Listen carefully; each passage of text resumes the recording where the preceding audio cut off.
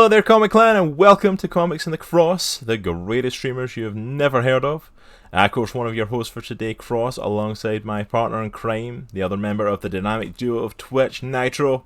What's up, everybody? And thank you for everyone that's here joining us. If you're here with us live, a whole hour earlier than usual. Because that's just how we roll. We like to mix it up every now and then. Well, I actually want to give a massive shout out to yourself, Nitro, and to the Comic Clan in general, because the reason we're doing this earlier today, I didn't put it all over Twitter because there's no need to put it all over Twitter. If you join the show, you'll hear me talk about it. Is actually because my good friend Nitro here, not too long ago, set up a GoFundMe page, basically to raise some money for myself and Jay to be able to actually have a date night. We have not had a proper date night just ourselves in quite some time between quarantine, between stuff going on with the kids, with our eldest being autistic, with the new baby being here. Our date nights have consisted of when we can get the kids to bed and can sit on the sofa ourselves for a little while, and even then that generally gets interrupted. So this is the first time actually getting a chance for a proper date night. He set up the GoFundMe, so thank you to him for setting that up, for the money he put in, for the money that any of the rest of you, the Comic Clan, put in. Y'all raised a good chunk of money to send us on a date night, and we're taking the chance to go on that date this evening. Nice. So we started the show early, so that Nitro and his lovely wife can come over and watch the kids this evening. We a whole bunch of kids in the house. Just I was gonna say, it's like up. He offered oh yeah, we'll watch the kids for you, and I'm like, realize you've got 2 kids yourself. You're gonna have 5 kids in this house yourself, leading up to bedtime. It'll be all right. I'm like, oh my goodness! You can't promise the house is gonna be clean when you get back. So, dude, I can't promise the house is gonna be clean when you arrive. So don't worry about it, man. It's like, I can't guarantee everything's going to look not just like it's been lived in, But yeah, so I decided to do this early so that Nitro could come over with his lovely wife and watch the kids, and we could do a date night, enjoy a good night out, have a good few hours to ourselves, and still get back in plenty of time so that Nitro and his wife don't have to take care of kids who should be going to bed and having their bedtime, having their kids overtired, all this stuff, and still get everyone in bed for when they're meant to. So thank you so much to the Comic Clan for everyone who's helped as part of that. So yeah, huge shout out to the Comic Clan for stepping up on that. That was awesome. So yeah, we're here a whole hour earlier. We're running from 1 to 3 today instead of 2 to 4. So yeah, we are going to jump straight into this because we have a lot to talk about today, because we were prepping for talking What If Part 2, and then of course DC Fandom happened yesterday as well. The info dump over the past 2 days. And they dumped a ton of information. And that's the thing, I don't think we're going to spend too much time talking about DC Fandom. I don't think it definitely doesn't need an episode to itself this year. Last year, yeah, we had a lot of big announcements that we had to delve into. This year, I don't think it does. Yeah, it was a ton of information, but nothing there was a ton of little announcements. There was tons of little things, but there was nothing major. We got a couple of big things, but not as many as I think a lot of people were hoping for. Agreed. And even I know you and I were talking. Even the Batman trailer, I was like, man, it was good. It didn't you and I were saying. I think the first one was better. The first trailer was better. Yeah, everyone's going crazy about hype. Everyone's hyped for the Batman, obviously, because it's Batman. Batman always gets a massive amount of hype and a massive amount of conversation. And again, with Robert Pattinson doing it, it created a start from the get-go, kind of like when Ben Affleck was announced as Batman, the same thing. So all eyes are on the Batman project, so we were excited. We got a trailer for it again, and it was okay. Yeah, it was alright. I felt like it was good. It got me excited for different aspects of it. But honestly, for the movie, I felt more hyped after the first one. I could have taken the first one and been like, okay, yeah, I'm good. It was cool seeing. I know you and I talk about this, but Colin Farrell as the Penguin. I'm a huge Penguin fan because I have a soft spot for Danny DeVito back in the day with Michael Keaton's Batman, and it's cool to see him more of a gangster thug, arms dealer type. I'm glad they're portraying him like that. I can't believe that's Colin Farrell. No. That just blows my mind. I'm glad they're portraying him in this sort of gangster level thing, because that's what he is, and Penguin's never really been portrayed like that on TV or film properly, I don't think. He reminds me of Robert De Niro, the way that he's acting and the way that he's saying stuff. Because, when he thinks he blew up the Batmobile, he's like, I got you. I got you. And then the Batmobile, which I know is your favorite version of the Batmobile, just pops out of the flames. It's just a car. Like it's a Has a Batmobile, and I'm jet like, engine. it's literally just a car. Yeah, it is. It's a It's car on a definitely my couple favorite. of like on hydraulics, so you can get the chunkier wheels under it. That's it. I But think for yeah, me, it's the animated series, it's 1989 Batman, and then it's Christopher Nolan. Those are the three in order. yeah, that's it. I think that's the thing with the Batmobile. I don't feel excitement. Like it doesn't feel like a Batmobile.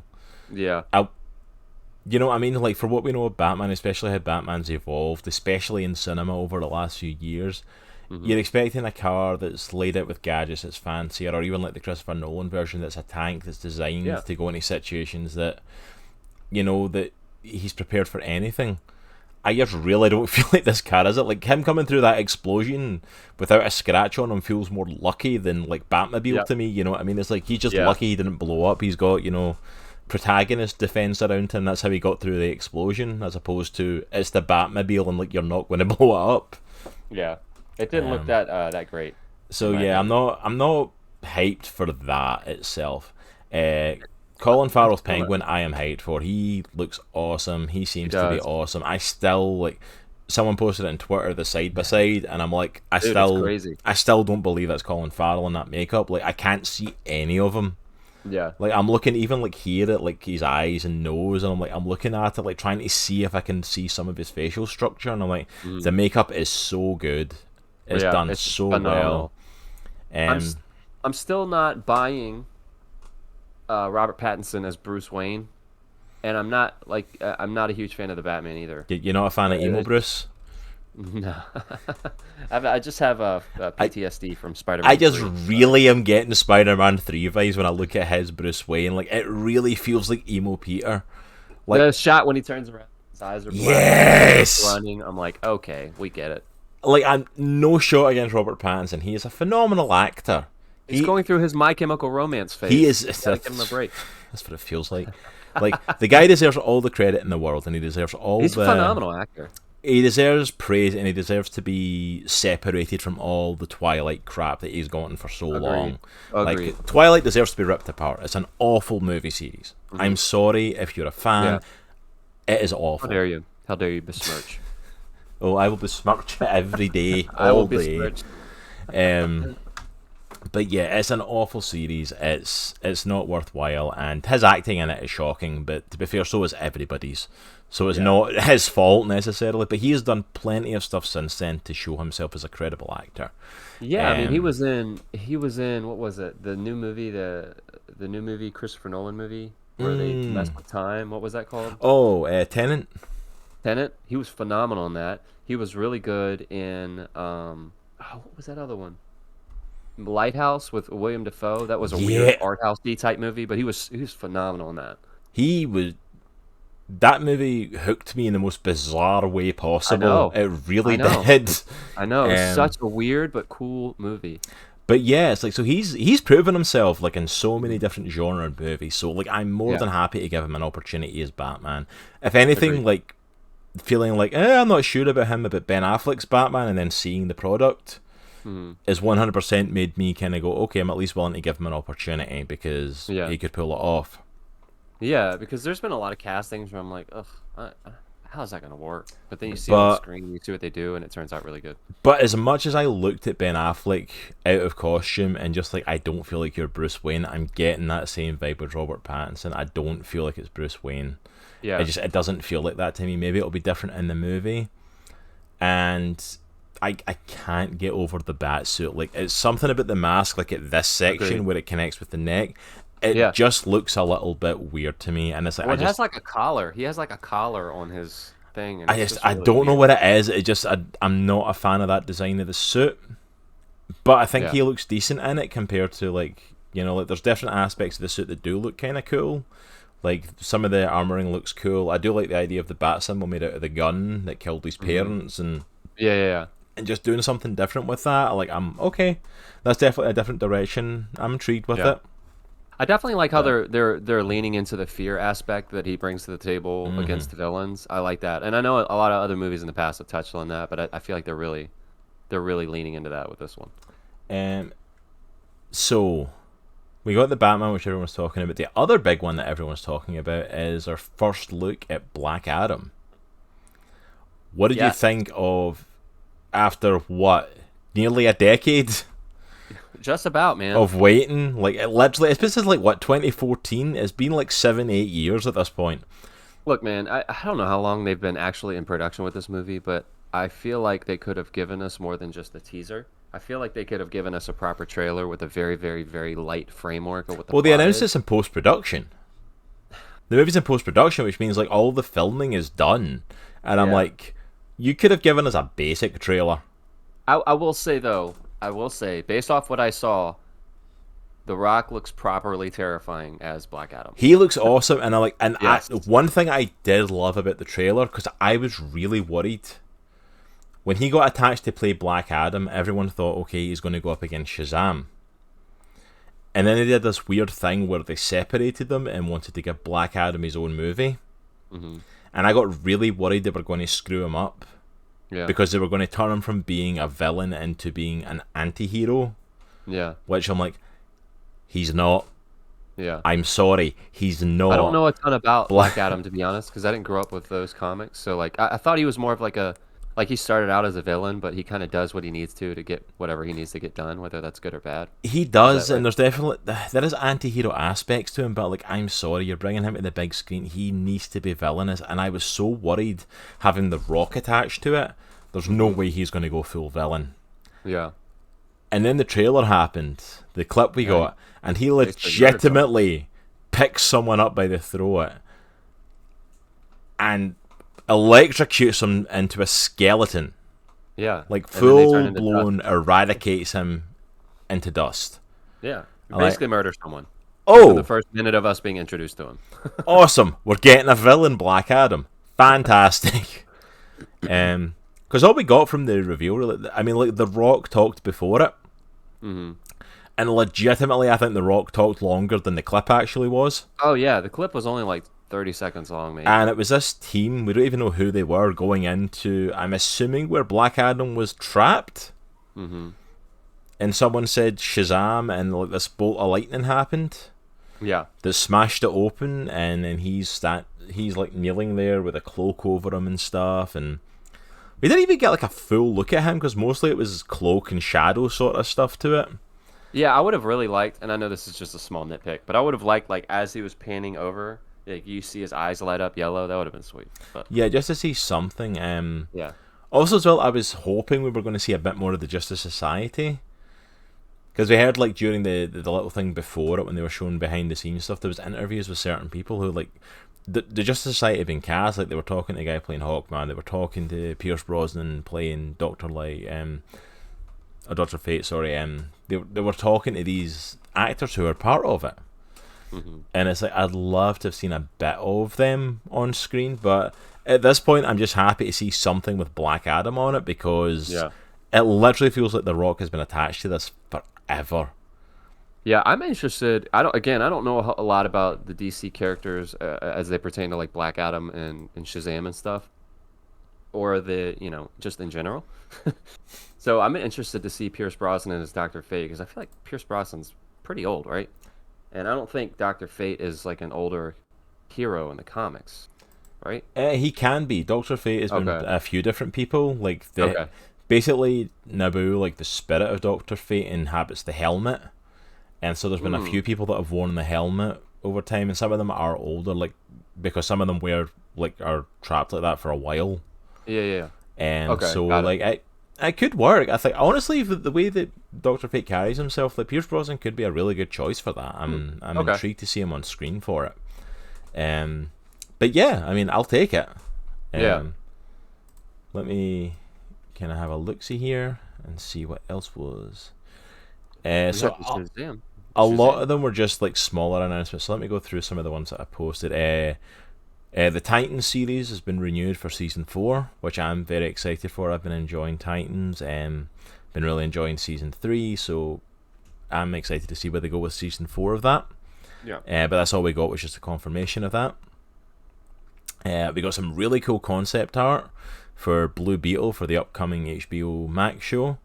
And if that's what the suit's going to look like in the show, it looks sweet. It does look sweet, It man. looks really cool.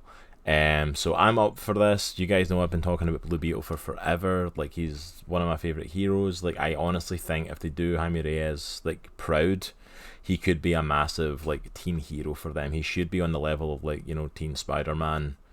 And there's Like, been different Blue Beetles, right? Is Jaime Reyes the main one, right? Jaime Reyes is the current one. He's been it for quite some Okay, time now, but he's the third one to be the mantle. got it. Before him was Ted Cord, most known for his partnership with Booster Gold, especially in Justice League International. And then prior to that, when Blue Beetle was owned by another company, there was another Blue Beetle before him. Okay. But we got a nice little crossover in the comics recently, and I think we're going to see that in the show, where Ted Cord kind of became a mentor for Jaime. Mm-hmm. And I think we're going to see some of that in the show, because in the background of the picture that they released, the Yeah. concept art, you can Cord see Cord Industries. Industries in the background. Yeah. So I think we're going to see like Ted Cord taking a role as a mentor. Gotcha. Uh, That's cool, man. we also got the announcement. Apparently, there's been some casting of Zatanna for an upcoming Zatanna movie. Really? Okay. I totally missed that. Ana de Armas has been cast as her. And literally the picture that I posted on Twitter that I got from an account that had posted it, like, it's a side by side shot of her and Zatanna, and she looks like exactly like her. Dude, she was in Knives Out. She was Yeah, fantastic. she was phenomenal in that movie. She did a really good job. And then, is she the one that was in the latest James Bond movie? Yes. Yes. She's the Bond girl in the Oh latest wow. Bond movie. Yeah, she's perfect for Zatanna. Yeah. Yeah, if She you was look if you look at her side by side with the picture of Zatanna, it's like it's her. It looks Yeah. just like Zatanna. That's Um, crazy. we also got a trailer for the upcoming Gotham Knights game, which I am still hyped for. The opportunity That to looks really cool. play as Nightwing, Red Hood, and Robin, and to get the opportunity to fight the Court of Owls. Like, I'm down. Yeah, That game's looks really this cool. a game's designed for me. Like, I'm down. And the trailer looks absolutely awesome. So like I'm excited for 2022 and to see what comes with That that. does feel like a game. They had your picture up on the wall in the production room as they were making the game. Like, with three of my favorite DC characters fighting the Court of Owls, and I'm like, let's go. man. Like, let's go. I'm down. So yeah, the trailer never really revealed anything new that we didn't know. We got a little bit, some cool clips in it, so definitely go and check it out. But there's nothing major to talk about, nothing revealed that we didn't know already. But it looks awesome. Yeah. We got confirmation that Wonder Woman 3 is in production. Patty Jenkins is coming back to play that. Yay. She's coming back to direct that. It's like awesome, Please don't suck. Hopefully it goes better than the last one did. Yeah. Please be better than the last one. It can't be that hard to be better than the last one. I mean, let's be honest. We got confirmation of Peacekeeper series. This is going to be arriving at HBO Max on January 13th. Which, from all the clips and stuff from that we've been seeing in pictures, it looks like that's going to be a fun series. Yeah, it does look pretty fun. So I'm definitely excited for that. And then the last big trailer we got was more of a behind the scenes look of Shazam Fury of the Gods. Mm-hmm. Which I love. Like, we got the first Shazam, took us into the story of like the kids getting their powers and stuff like that, and this one's just like really going to blow up and expand that world. Mm-hmm. I watched the clip after you told me about it right before the show. I watched it. It looks pretty good. Looks Yeah, pretty cool. and it looks really cool. Like, we've got Helen Mirren and we've got Lucy Liu playing gods that are coming to face the Shazam family, and we're going to be traveling to all these different places, all these different worlds of mythology and stuff, which as I told Nitro, like, that's my bread and butter, like different lore and mythologies and all that sort of stuff. I am all for that. So a lot of kind of fairly decent announcements. We got a couple of big ones, but honestly not that much as I was expecting. Like, compared to like last year's DC fandom, like, it's definitely not as big on announcement wise. Yeah, like you said, it was a ton of, like, I think really small announcements. And a couple of big ones, like I think you got obviously the Black Adam and the Batman, and a couple other like medium-sized ones. But even the big ones, I was like, I mean, like, they were hyping people up for the Batman trailer like for days. Mm-hmm. And again, like, I'm not trying to be super critical of DC, which I know I have been in the past, but for me, the trailer was like, okay, I get it. Yeah, I feel like the trailer should like But that's it though. blow It's my like mind. but that's it. It's like it's a case of like we don't want to be super critical because like anything that we're critical with when it comes to DC, because we have been in the past, we've ripped DC Yeah. a new one a few times. Oh, of course. But it's out of wanting them to succeed. Like I want to see better Exactly. from them. And honestly, as a fan, I've got the right to say I know what I like. Yeah. And like And I was, if anyone watched the Batman trailer and is hyped for it, awesome. yeah. I'm not taking that away from you. I'm not trying to take it away. I hope you're excited for it. I want him to succeed. I want this to be good. Mm-hmm. But this is just like my feeling of it, and it's like I'm allowed to have an opinion. You know, I'm allowed to say like I don't feel hyped after this. I forgot who I was talking to the other day, but I was like, man, oh, it was somebody at work. I was like, dude, DC, I think has, and this is coming from me. I'm a Marvel guy. I love DC, but I grew up reading Marvel, and so those characters are like ingrained in my DNA. I feel like DC has arguably better characters. Generally speaking, obviously, generalized. That's a generalized statement. Yeah, a lot of people would agree and with you. A lot of great characters are over in that company. And the fact that they can't make a winning formula to push these characters to the forefront of the audience, it's disappointing. So yeah, like you said, Cross, I want them to do really cool. I want them to do good stuff. I want like Marvel and DC to kind of battle it out, just like they do in the comics. Like, because that's how you get the best stuff. I want them to be built up, and I want them to be on the level of Marvel. I want to be like Yeah. them competing movie for movie with each other Yes. and going blow to blow. And the honest truth is, they're not. Yeah. Like WCW and WWE back in the day. Come on, Yeah. man, let's do that. Yes. Yeah, Monday Night War it out. Like I Raw want to see. versus Nitro. Let's do it. Yeah, you know what I mean? It's like, and that's the thing, that competition. Like back in the day, speaking of wrestling, like that competition was what made the companies better because they were competing Agreed. on that. That's Agreed. arguably why the product isn't as good today. Agreed.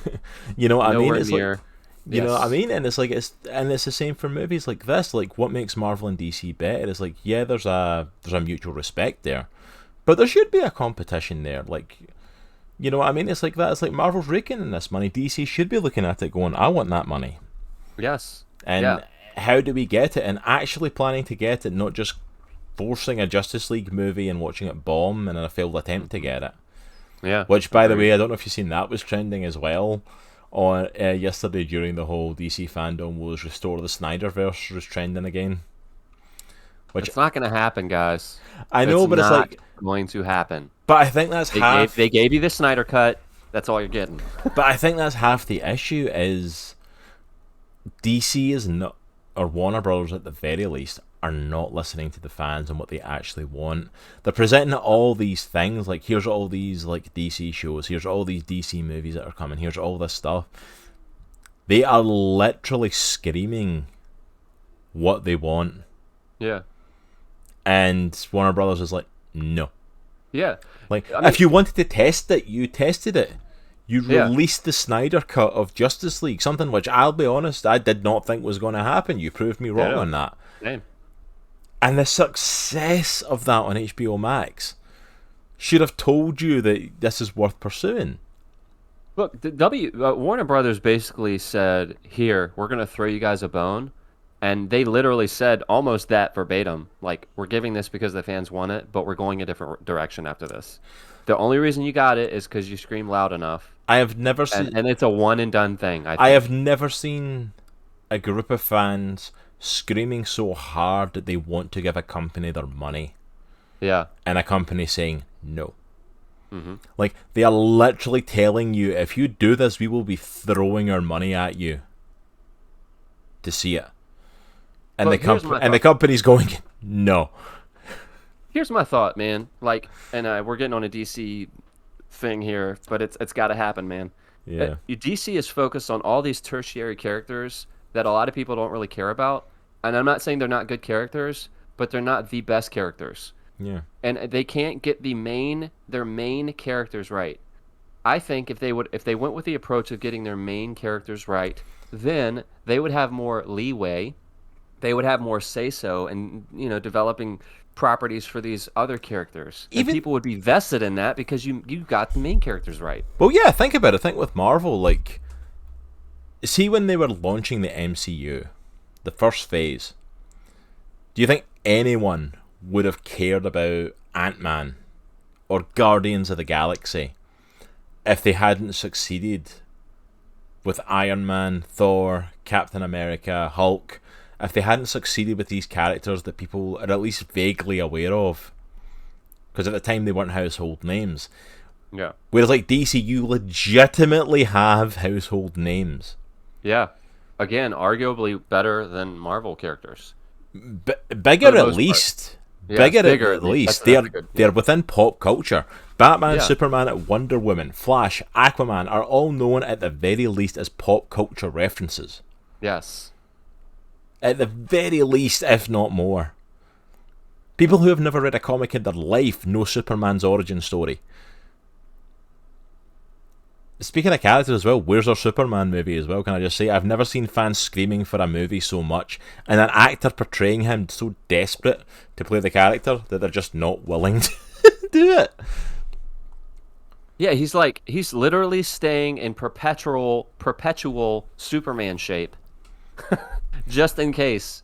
It's like I'm not saying he's only doing that just for Superman. Oh no, I adore Henry Cavill and hate him at the same time. It is so not fair that that man is in that good physique and shape, and is also How a dare geek. You, Henry Cavill. And is Yes. also a geek and a nerd and builds his own gaming PC and all this. Like, stop it. That is not fair to the rest of us. It's really You not. sit the next couple plays out, mister. It's like, be crap at something. Please. Give me a fighting chance somewhere. Like, surely, For all come of us on. normal people. For all of us normal, regular guys, like, come on. Yeah, how dare you be what I see in the mirror when I look in the mirror? Exactly, Hugh. Exactly. It's like that. How dare you be like that? The thing that I would love to be, but have no drive to go to the gym that often and earn it. Yeah, man, he's basically like, dude, call me. I'm ready immediately. I'm ready to do Superman. We can film tomorrow. Call me. And they're like, I don't know. They weren't even willing to call him for the end of Shazam. He was meant to appear at the end of Shazam, and they literally got someone in the Superman suit and filmed them from here down. Like, he was legitimately willing to do it, and they wouldn't put him in it, and I'm like, I don't get Why? it. That does not make sense. I don't. That makes no sense. But yeah, with DC fandom, I think that's the thing. Like, I'm excited for some of the stuff they're doing, but at the same time, I'm like, I don't understand some of the stuff. Like, Just put Jim Lee in charge. Just put Jim Lee in charge of the cinematic universe and just be done with it.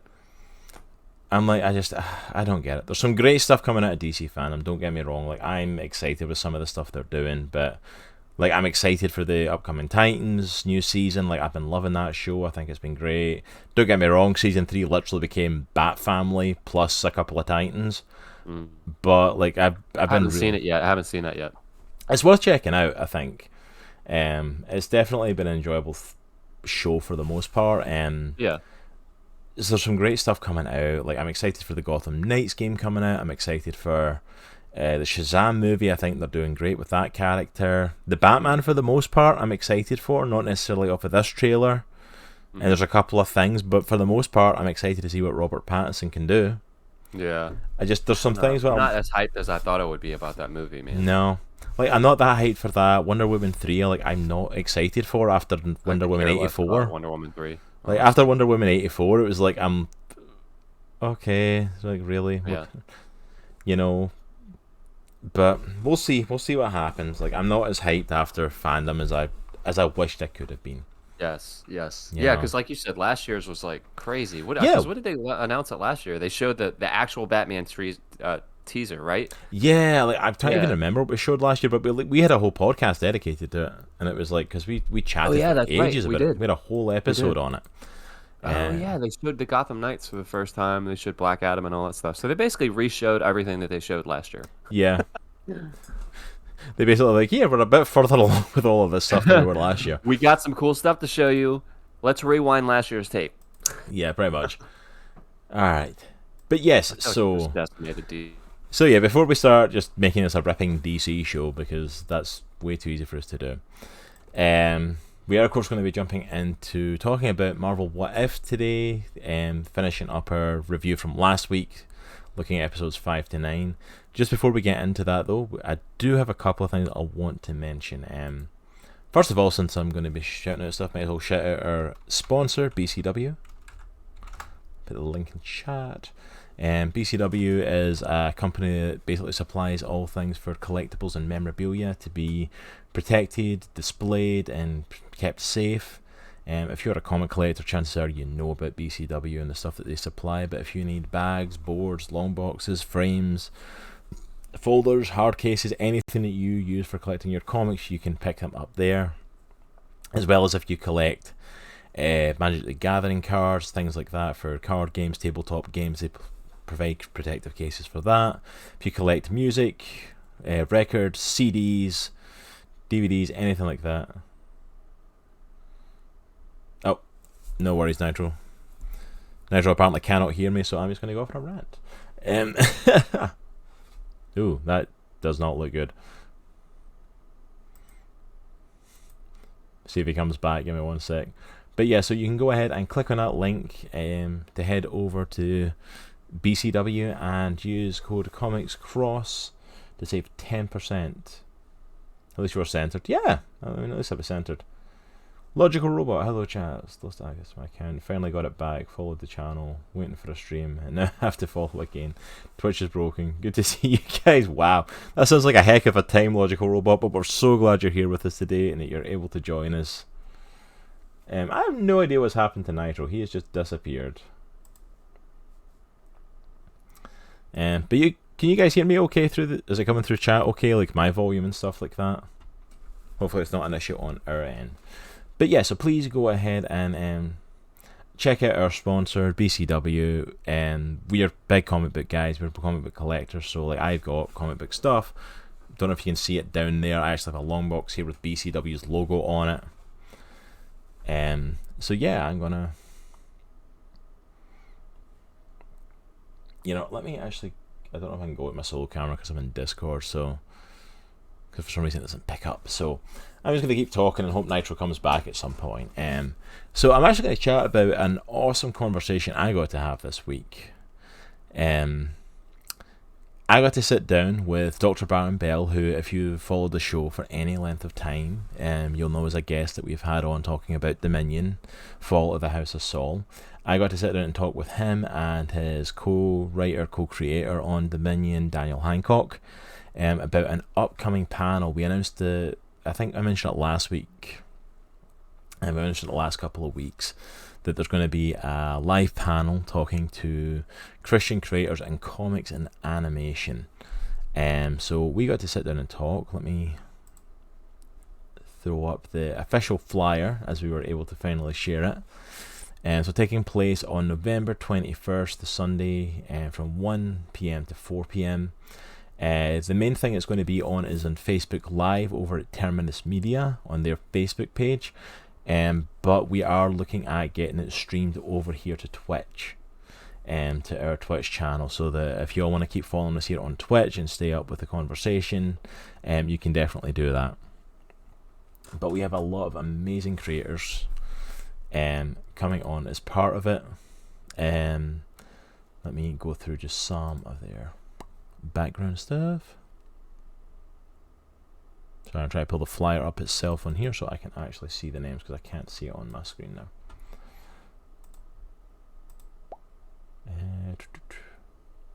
Technical issues, gotta love them. So of course on our... that sounds interesting. So Baron Bell actually came and approached us and asked myself and Nitro to be the official hosts of this.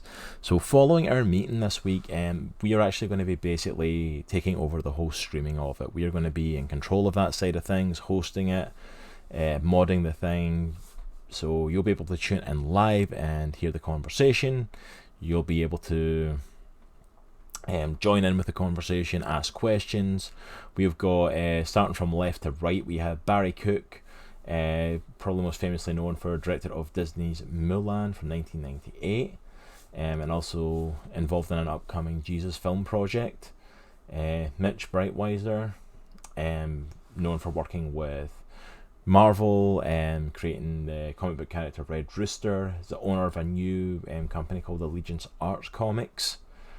Then we have Sergio Cariello, can't speak apparently, who is guy who is like known for having worked alongside DC and Marvel, and is basically still doing some work for them here and there. Is also the artist behind the Action Bible. Is going to be live on the show. We've got Darryl Pennington and Matt Baker, the creators behind Samson Rising, the comic book released by Terminus Media. They also have a history of working with Disney from about 15 years ago, so any of your sort of Disney classic stuff they've worked fairly frequently with, so we'll be able to talk to all of these amazing creators about this. And then of course we also have Dr. Baron Bell and Daniel Hancock, the creators of Dominion, will be on the panel as well. All these creators will be talking about having been Christians, working with in comic books, like the massive comic book companies, and working with Disney, and their times from having worked there, what their current projects they're working on are, and talking a little bit about the upcoming Dominion spin-off series where they're going to be looking at the Judges. The Dr. Bell spoke about it when he was on the show, so we are so excited to be part of this and to be able to bring this to you guys. It's gonna be awesome. So yeah, no, we can definitely hear you. Can you hear me? Yeah, I can hear you. Can you see me? There we go. All right, yeah. Technical issues, yay! Can you see me? Okay, there we go. Yeah, we can see.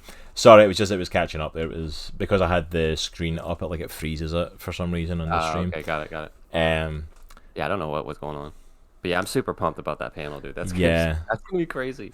So the meeting I had with Dr. Bell and with Daniel Hancock this week was absolutely phenomenal. I got to sit down and actually chat with those guys and kind of get a feel of it. Awesome. We got massively complimented from the guys, from the work that we do here. So it's it's a massive honor for them to think that we are on a high enough level and can help present this product in a high enough level to do it. And basically they asked us if they're hoping to do these panels in the future as well. And they basically asked us, as long as we're willing to do it, they're willing to have us host and mod it.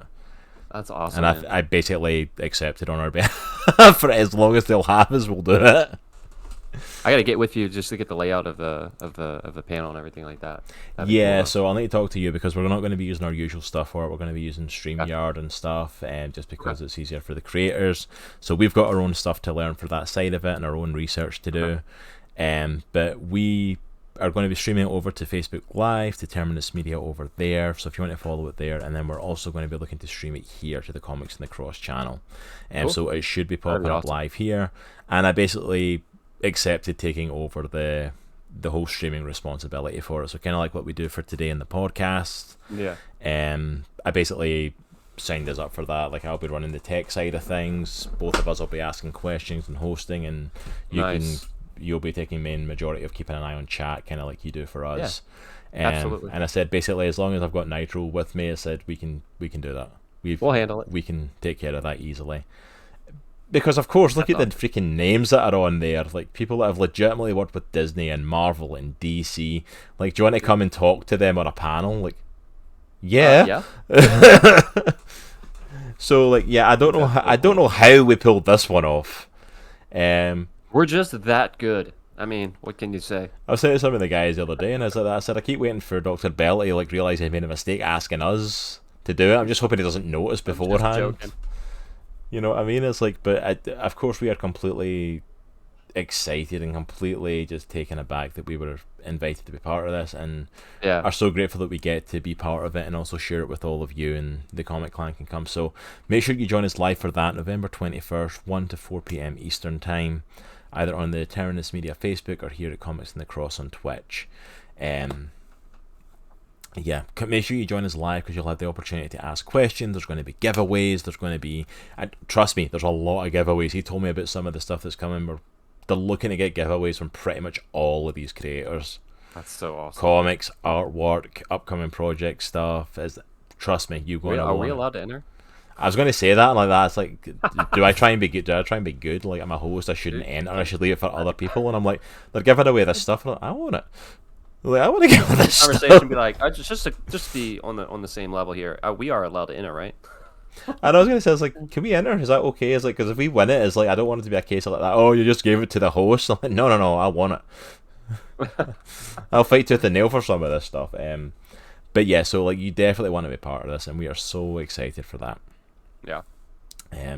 So yeah, I just wanted to pitch that out there and make you all aware of that. November 21st, we've officially got it in the books. All the creators have officially confirmed now, from what Dr. Bell tells me. So all the creators that are on there have officially confirmed they'll be there, and for them, from what I'm aware, should be there from 1 to 4. The only ones that might drop out before the very end are the creators for Samson Rising, and that's because they're in Australia. So like these guys are legitimately getting up to join us like 4 o'clock in the morning their time to be part of this panel, and the only reason they might have to duck out early is because they legitimately have to go to work like at 7 a.m. So like they might duck out before the end. So if you want to hear from them, we're going to try and prioritize their stuff earlier. So make sure you are there early if you want to hear from them. But yeah, I'm hyped for this. This was an amazing conversation to have with them. So I'm definitely going to sit down and chat with you, Nitro, and go over our stuff for that. Yeah, absolutely. But like, yeah, this is 100% the biggest thing we've ever been involved in, and I'm like, yeah, this is going to be a highlight in my streaming career for a long time. This one. Oh yeah. Yeah, I'm hyped. So yeah, so we'll keep you updated with anything that goes on with that. Yeah, wanted to throw that out there. But we've got Nitro back. Tech issues are dealt with, hopefully. Hopefully gone. I don't know. We'll see. Yeah, the audio just cut out. And you froze on Discord. So nice. No clue what happened. And then a little pop-up said, I think you're having audio issues. I'm like, no kidding. Just a little bit. Just a little bit. But I'm glad we were able to fix it and get you back okay. Yeah. Because I just saw that you kind of like typed that in chat and then all of a sudden you were gone. Yeah. I miss the tech issues. This is what happens when you go early. We just wanted to get the tech issues out of the way before you popped into chat, Lock. What's up, Isaac? What's up, Lock? Yeah, guys. There's some shout-outs for them. Yeah. For Lock and for Infinity Bros. Hope you guys are doing good. But yeah, so we are now, of course, going to be jumping into talking about Marvel's What If. Because we're almost an hour in, and we probably should talk about the actual topic of the day. I don't know. Hey, Mask Geek Corner. How are you doing, sir? Good to see you. Can we do a shout out for Mask Geek Corner as well while we're at it? But yeah, earning my money today. Doing good, Matt. How are you doing, sir? Thank you so much for stopping by. So we are going to go full spoilers for episodes 5 to 9 of Marvel's What If. If you have not seen it yet and you don't want to be spoiled, please take the chance to duck out. Go and finish it yourself. You can catch up with this on YouTube or wherever you find your podcasts. It will be uploaded this week. But we are going to go full spoilers for this because we need to talk about this whole thing. Yep. Spoilers in 3, 2, 1. Tony Stark dies. For like the 5th time in this series. Tony Stark dies. And Tony Stark dies. 3-hour stream. Go. Yeah, a lot. Glad you're doing good, Matt. Hope you're getting the chores done okay. Hope it is going well. Thank you for hanging out with us while you're doing some chores. Appreciate you having us on to keep you company while you're doing that. So yeah, we are going to jump into this. The kind of like what we talked about last week. Episodes 5 to 9 were kind of a grab bag for me. Like some of my absolute favourite episodes were in this. I absolutely adored some of these. Some of them I arguably one of these is my least favourite of the entire series, maybe even more than like episode 3. Party Thor? No, actually. Really? Kilmonger. Yeah, I didn't like that one either. I went into this going over the episodes, like taking some notes before the stream, saying these last 5 episodes were probably some of the best. And then after I reviewed them, I'm like, honestly, I only really liked a couple of them, but the couple that I did like were phenomenal. They were really good. Like, yeah. Tony says it's an absolute point in the MCU, apparently. Yeah, and apparently every universe, Isaac. Like, every universe, Tony dies somehow. The Doctor Strange episodes was the strongest by my country mile. Absolutely logical. That was one of our favourites. We talked about that in last week's episode. We've done episode 4, the Doctor Strange Supreme, and that by far is one of my favourite episodes in this. Yes. In the entire series. Like, that Doctor Strange, like, I loved it, and every note that it hit.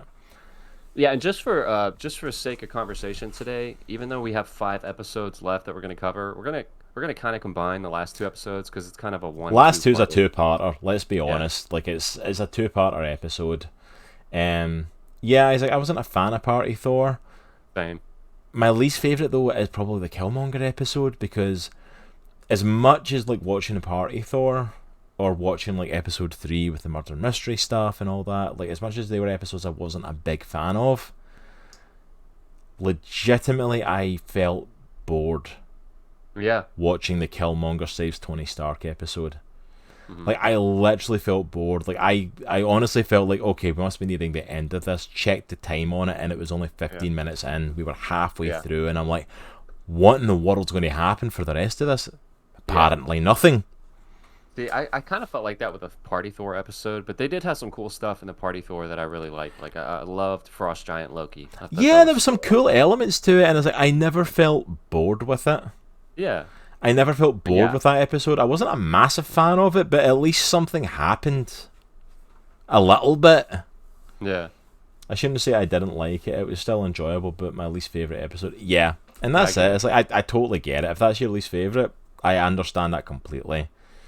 Um, Hey, can I just say as well how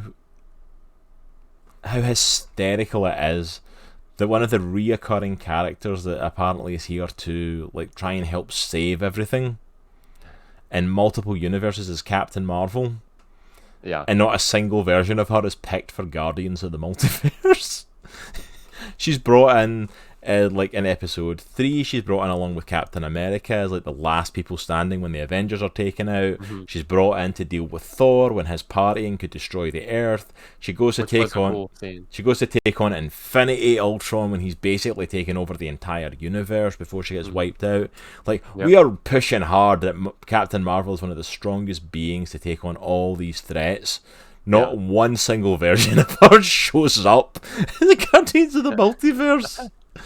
I don't You know know what? why I found that hysterical. Like, really, you pushed her this hard, you're not even going to include a version of her?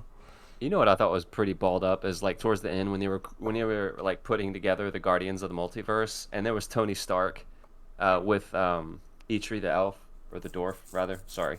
Mm. And they were like, "Yeah, we're not taking you." I'm like, dude, y'all are just crapping all over Iron Man / Tony Stark. And Oh, I don't yeah. know if I appreciate it. Oh yeah, I'm sorry. I'm just looking at Logic's Yeah. comment. Like, yeah, I absolutely get it. It's like that was the thing for me. This is the first of the Disney Plus shows that I watched where I was like, there's hits and misses. Yes. There's some that Yes. really struck a chord for me, and some of them struck a good chord even the second time round. Like, I Mhm. wasn't massive on the Captain Carter episode, but when I rewatched it a second time, I found myself enjoying it a lot more. Yeah, But there's I mean, some like legitimate ones I'm like, oh, that didn't hit. yeah, That there's did a not good hit. portion of them, and not a small portion. There's a good portion of them where I'm like, meh. But at the same Uh, time, kind of like Logic was saying, like Marvel should be commended for even attempting these, and that's the Yes. thing. I feel like the show really reflects the comic, the What If Mhm. comics, because the What If comics were literally, hey, let's try this, Yeah. and some of Isaac them are massive hits, and some of them are not. agreed. Yeah, Isaac said I like the Killmonger episode, but it was similar to the Captain Carter episode. Some different elements would basically reach the same conclusion as their MCU counterparts. Yeah, I Yeah, agree. It was basically Iron Man 1 and Black Panther smashed into a 30-minute episode. With obviously with some differences because it's a yeah. what if. But yeah, And what Isaac's saying there as well, we also lost an episode from this season because of like did we COVID really? issues. Iron Man Gamora episode, like when Gamora is like killed Thanos, because she shows up in the final episode. Yeah. That episode setting that up was meant to be part of season 1. Oh, I did not know that. And it wasn't able to be, so like we kind of just got thrown in with this extra character. Apparently they're going to Yeah. include it in season 2, so Oh, we I are was going wondering. so Like, we I, are I going to get wonder. the episode. But like, yeah, that was kind of like how we got to see, like, Captain Carter doing the start of Winter Soldier, or Star-Lord saving like T'Challa saving Peter Quill, and we got to see continuations of stories. The Gamora Iron Man one was meant to be a continuation of that, because like Okay. it's meant to be she defeats Thanos, and then we see them obviously at where the gauntlet was forged, like melting Yeah. it back down. That's meant to be like the next step in their story, but we just didn't get the story. Logical. I will agree with you. I think I said this last week. The animation, It's not that I don't know if I don't like it, but in some aspects of some of the episodes, it definitely took me out. Mm-hmm. And I think a lot of it was when they were trying to do close-ups and like an emotional string in a scene. It didn't really. I don't want to say none of it paid off, but some of them didn't pay off. I think the animation kind of took me out in some spots. I feel like the animation was strongest in the second half in the last two episodes.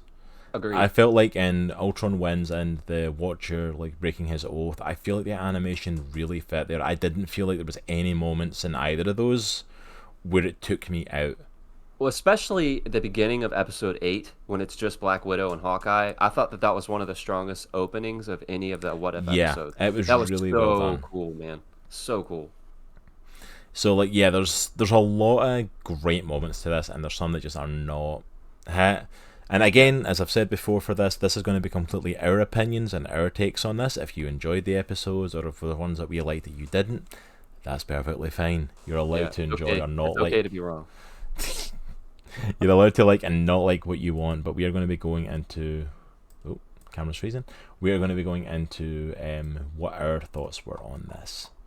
So we are going to start, of course, on one for another that we've not mentioned in the opening here yet, but was one that a Yes. lot of people were excited for when as soon as the trailers for What If originally dropped. What If Zombies? I love, first of all, that that's the title. Yeah. That's it. The second episode, where Hank Pym and his family are responsible for basically the world going to crap. First, he went on a murderous rampage, killing the Avengers, and this time, he also went on a murderous rampage, killing the Avengers just as a zombie. I just don't really like him. I feel sorry for Hank Pym. He has gotten so much crap in the comics for so many years because of that one slap to his wife that they continually bring up. He's never allowed to like be forgiven for Nobody it. will ever let him live that down. No one is allowing him to live that down, and it comes to the MCU, and he's still just getting crap. Like this man is an original event. In the one multiverse story in the '60s where you slap your wife. Remember that? Yeah, you're gonna be the villain in every single property moving forward. It's like I'm sorry, like the guy, like this is your chance to reset him. No, we're just gonna keep crapping on him. Like this guy is an original Avenger in the comics. He's one of the original 5 members of the Avengers, like from the original comic run. And I'm like, and this is the legacy he gets. Like really? Pretty much. Skeet Spot update. Hey, Someone ads has coming hacked in with your the host. transmission Thank you and so is much, sharing ads. it with Appreciate their it. Community. Thank you. Just in time. We've basically been rambling and crap for the last hour, so you're basically just in time for us getting into episode 5. So welcome on in, and thank you for that, host, my friend. So I love the fact there's this. The opening for this one is just really cool. Like it literally picks up with like Hulk crashing to Earth, like at the start of Yeah. Infinity War, Mhm. and it literally just picks up with like, yeah, that's not your biggest worry anymore. Yeah. And it's like he just steps into this like apocalyptic world. What did you think of this episode then? What did you think of like this opener and stuff, and Bruce Banner being the start of it all? I thought it was pretty cool. I've never gotten onto the Marvel Zombies train. That has never been my shtick, I guess. So, but I thought the episode was really cool. I thought the some of the parts, like the Scarlet Witch zombie, and when Hope turns into Giant Wasp. Mm-hmm. I don't know what we want to call her, but towards the end of the thing, that was super cool. And some of the train fight was awesome with her and Cap. It wasn't one of my favorites, to be honest. But I definitely liked it better than Party Thor, and I dang sure liked it better than the Killmonger episode. So, but yeah, it was okay. I enjoyed this episode. Like I'm gonna say it off the bat. I'm a fan of like zombie stories and zombie lore. Like I love that sort of stuff. I know it's kind of overplayed and overdone now, but there's still a part of me that still has a soft spot for a good zombie story if it's done well. Especially like this, I enjoy like a story where it's you're telling it slightly differently. They're not your typical stuff. Like I automatically intrigued from the get go. Can I just give a quick shout out for the Madman Vision, who basically fed Scott Lang piece by piece to Scarlet Witch and kept his head alive in a jar? Yeah, Can we just call that out for a second? I'm so intrigued by that. Like, why did you keep him alive? Like, why did you keep the head? God. Like, if you're just feeding them to Scarlet Witch anyway, why did you keep the heads? Not that I'm complaining. Paul Rudd in a jar, flying around using Doctor Strange's cape is amazing, but yeah, like I loved the zombies in this because I found it really intriguing that the zombies either kept their powers and abilities, That was cool. That was a cool part. Yes. or kept enough intelligence to know how to use things. Like Tony Stark zombie still able to use the suit, Doctor Strange and Wong zombie still able to use magic. Yeah. Like, it wasn't like a case of like they were just dumb zombies. Like, no, if they had these abilities when they were alive, they were still able to use them. Like, Scarlet Witch zombie is still as powerful as she was before. Maybe even more so because she's not holding back anymore. I both love and hate that so many typical zombie tropes came up in that episode. Absolutely, log. I think they done well with it. Because I love the fact that we basically got thrown into it. I love the aspect of it being an Infinity War stop-off where everything just got derailed. Like, Thanos is coming! It doesn't matter. The world's gone. I love the comedy relief of Paul Rudd's head in a jar. That was a really, really funny part of the episode that I really liked. Yeah, it's like he was a great part of it, and I'm glad. I love the fact as well that the heroes that we followed changed. Like, because we started off with Bruce Banner, and he thinks he's getting saved from the Black Order, and of course it turns out he's getting saved by Tony Stark, Doctor Strange, and Wong, who eat the Black Order and turn them into zombies, and he ends up being saved on multiple occasions by Doctor Strange's cape, who... Can I just say, by the way, like, one of the breakout stars of this whole series is Doctor Strange's, like, cloak of levitation. Heck yeah, dude. Like, that cape has got a freaking personality. Like, I'm telling you. He had a proper cape battle. He had a cape battle in episode 4, episode 5. He's legit saving people. But Bruce gets taken out of there by Spider-Man, who saves him. And we start to get introduced to our characters, like... what was it, like our first survivors, like Bruce Banner, Spider-Man, Hope, Okoye, right. Okoye, Bucky, Sharon Carter, Happy, and then Kurt, the dude from Ant-Man, he's randomly there as well. Right. Polka Dot Man. Polka Dot Man. Polka Dot Man in another life. What did you think as well? That was something I was going to ask. So we get our group of survivors, and then we get like our flashback of how the whole zombie virus started. What did you think of the introduction of the virus? That it was something that Janet Van Dyne contracted with in the quantum realm? I don't know. I feel like that's going to be revisited at some point, maybe in the next Ant-Man movie. Like, there's actual stuff that can infect you in the quantum realm. But I don't know. I didn't really think about it that hard, but I feel like that's definitely going to be a payoff in the movies. Somehow. I don't know. I don't know if we'll see a payoff in the movies, just because like this is basically them opening up the door to their version of Marvel Zombies, which I can see as like in future What If seasons getting more zombie episodes. Because like obviously the story kind of stopped like with them going to Wakanda, the survivors and stuff, so I can see us getting more of that. I kind of like this introduction of like how the virus came to be, because it was something different. It's not just like a random virus. It's not like they're experimenting on stuff. It's something in the quantum realm, which like you kind of have to go like, oh well, that's believable, because you can't argue. We don't know anything about it. You can't argue and say that that's not there. So Janet's infected. You can't logic your way out of that one. And I also love as well that they kind of mentioned the fact of that the infection was bad, but funnily enough, when the Avengers stepped in to try and stop it, that's when everything basically went to crap.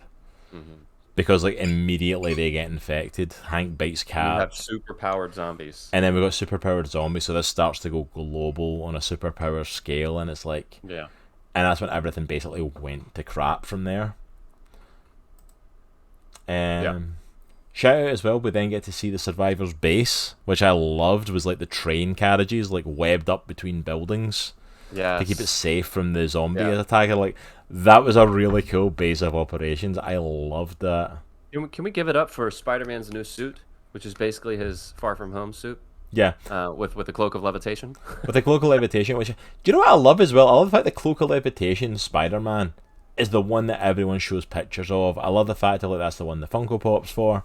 Yes. And let's be honest, the by the way. breakout star for the cape is him and the Paul Rudd head.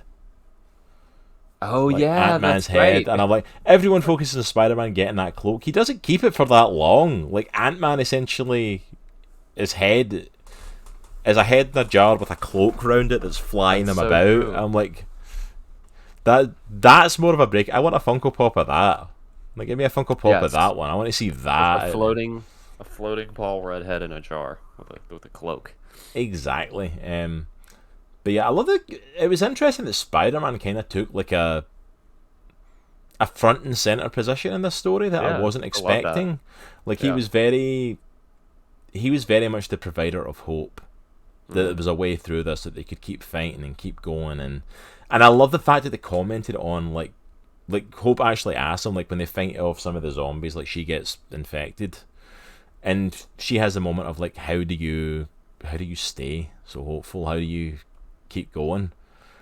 And you start to really delve into, which I've talked to my friends before about this, and they've never really got a chance to talk about it here, but Spider-Man has no right to be as optimistic as he does. This guy has got a messed up backstory with so much loss, a lot of which he's responsible It's his for. fault. Yeah. And yet he's always hopeful. He always keeps going. That's why a lot of people like flock to him as a superhero. As I used to Locke's comment there, Ant-Man and Cape just reminds me of Al Gore and Futurama. Absolutely. Absolutely. But yeah, it was really interesting that he kind of took one of the front and center roles of this, especially as like very quickly we started losing people. Mm-hmm. Like very quickly, like they go to Grand Central Station with the opportunity to go to New Jersey, because they start picking up a trace from there that a cure's been found. Yeah. And it's at the old army base where Cap was trained.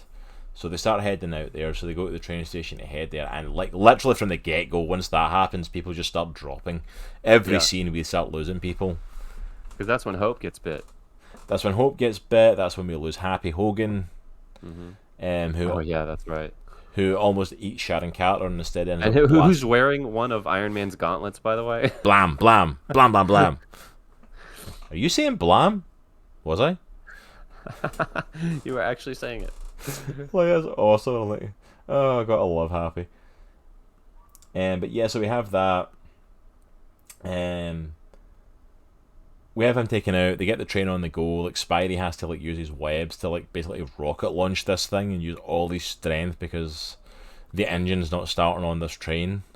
Yeah. They get everyone on board. They launch it. And then we get the scene that from the trailer that everyone knows, like the zombie coming through the roof and looking up, and it's Cap. Yeah.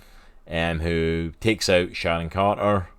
Then we get Bucky versus Cap, and Bucky like literally uses his shield to slice Cap in half, and has him fall at the train. So he starts carrying the shield around with him, which I'm like, okay, I'm glad he got the shield at some point in some way. Yeah. I know, right? It took Cap and Falcon becoming zombies for him to get it, but you know, we'll take it. But that's when Hope gets scratched and stuff, and they arrive as close as they can get because the train runs out of fuel, and we get one of the cool scenes that you talked about of Hope deciding to sacrifice herself by becoming giant, and literally walks through this cool. massive zombie horde holding the rest of the survivors. Such a cool scene. That was awesome. For her delivering them in there, and it just like literally falls back and collapses into the zombie horde. Yeah. I like that. That was probably my favorite scene of the whole show. Yeah, that was a really cool, really well done scene. Seeing her walking and all the zombies crawling up, the zombies are literally coming around her face and like just engulfing her.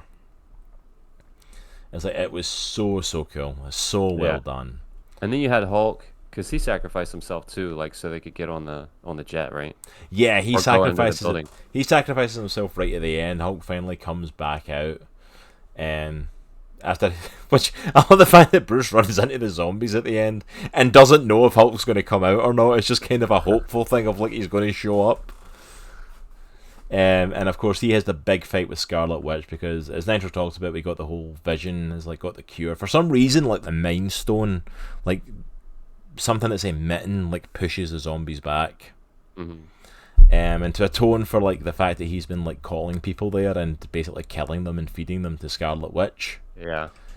Because he can't cure her. Her powers are stopping her from being cured like other people. Mm-hmm. Because that was one of the things as well that we didn't mention, like Paul Rudd's head, like, you know, Ant-Man's head being there. He was actually a zombie, and he was one of the ones that was cured. But his head is basically left. He's been feeding her. We find T'Challa, who was cured but is now missing a leg because Vision took it off to feed her. Yeah. But he starts to feel guilt, and basically to atone for his sin, he like smashes out the stone to give to them. Basically kills himself. And kills himself. This, of course, stops holding the zombies back, though, so they start to get swarmed by all these zombies that they just came through, as well as a Scarlet Witch-powered zombie. Who we see later on in the series, by the way. Yeah. Which I love the fact of, like, what's his face, Kurt, keeps yelling Baba Yaga, like the witch. Yeah. And like, yep, at our most terrifying level. Absolutely. Yeah, because it's like unbridled Scarlet Witch. Yeah. It's not held back by anything. And then, of course, like you said, we got Hulk kind of holding it back, and then T'Challa basically, like, the last stronghold is Wakanda. So we get Black Panther with a missing leg, Spider-Man, and Ant-Man's head with Doctor Strange's cape as the final survivors heading to Wakanda. The trio. So that was cool. As they're flying away as well, we also see Giant Wasp again, which is just terrifying to think about, that she's still giant and a zombie now. Yes. And then the very final scene is the arrival of Thanos. And the fact that they've established that these zombies can still kind of think and they still have their powers, and you have Thanos zombie with a full Infinity Gauntlet is like with the 5 of the 6 stones in the gauntlet, and it's like, crap. Yeah. So like this was a fun episode, I felt. It was fun. It wasn't like my absolute favourite episode. I don't feel like it was a massively in-depth episode compared to some of the others.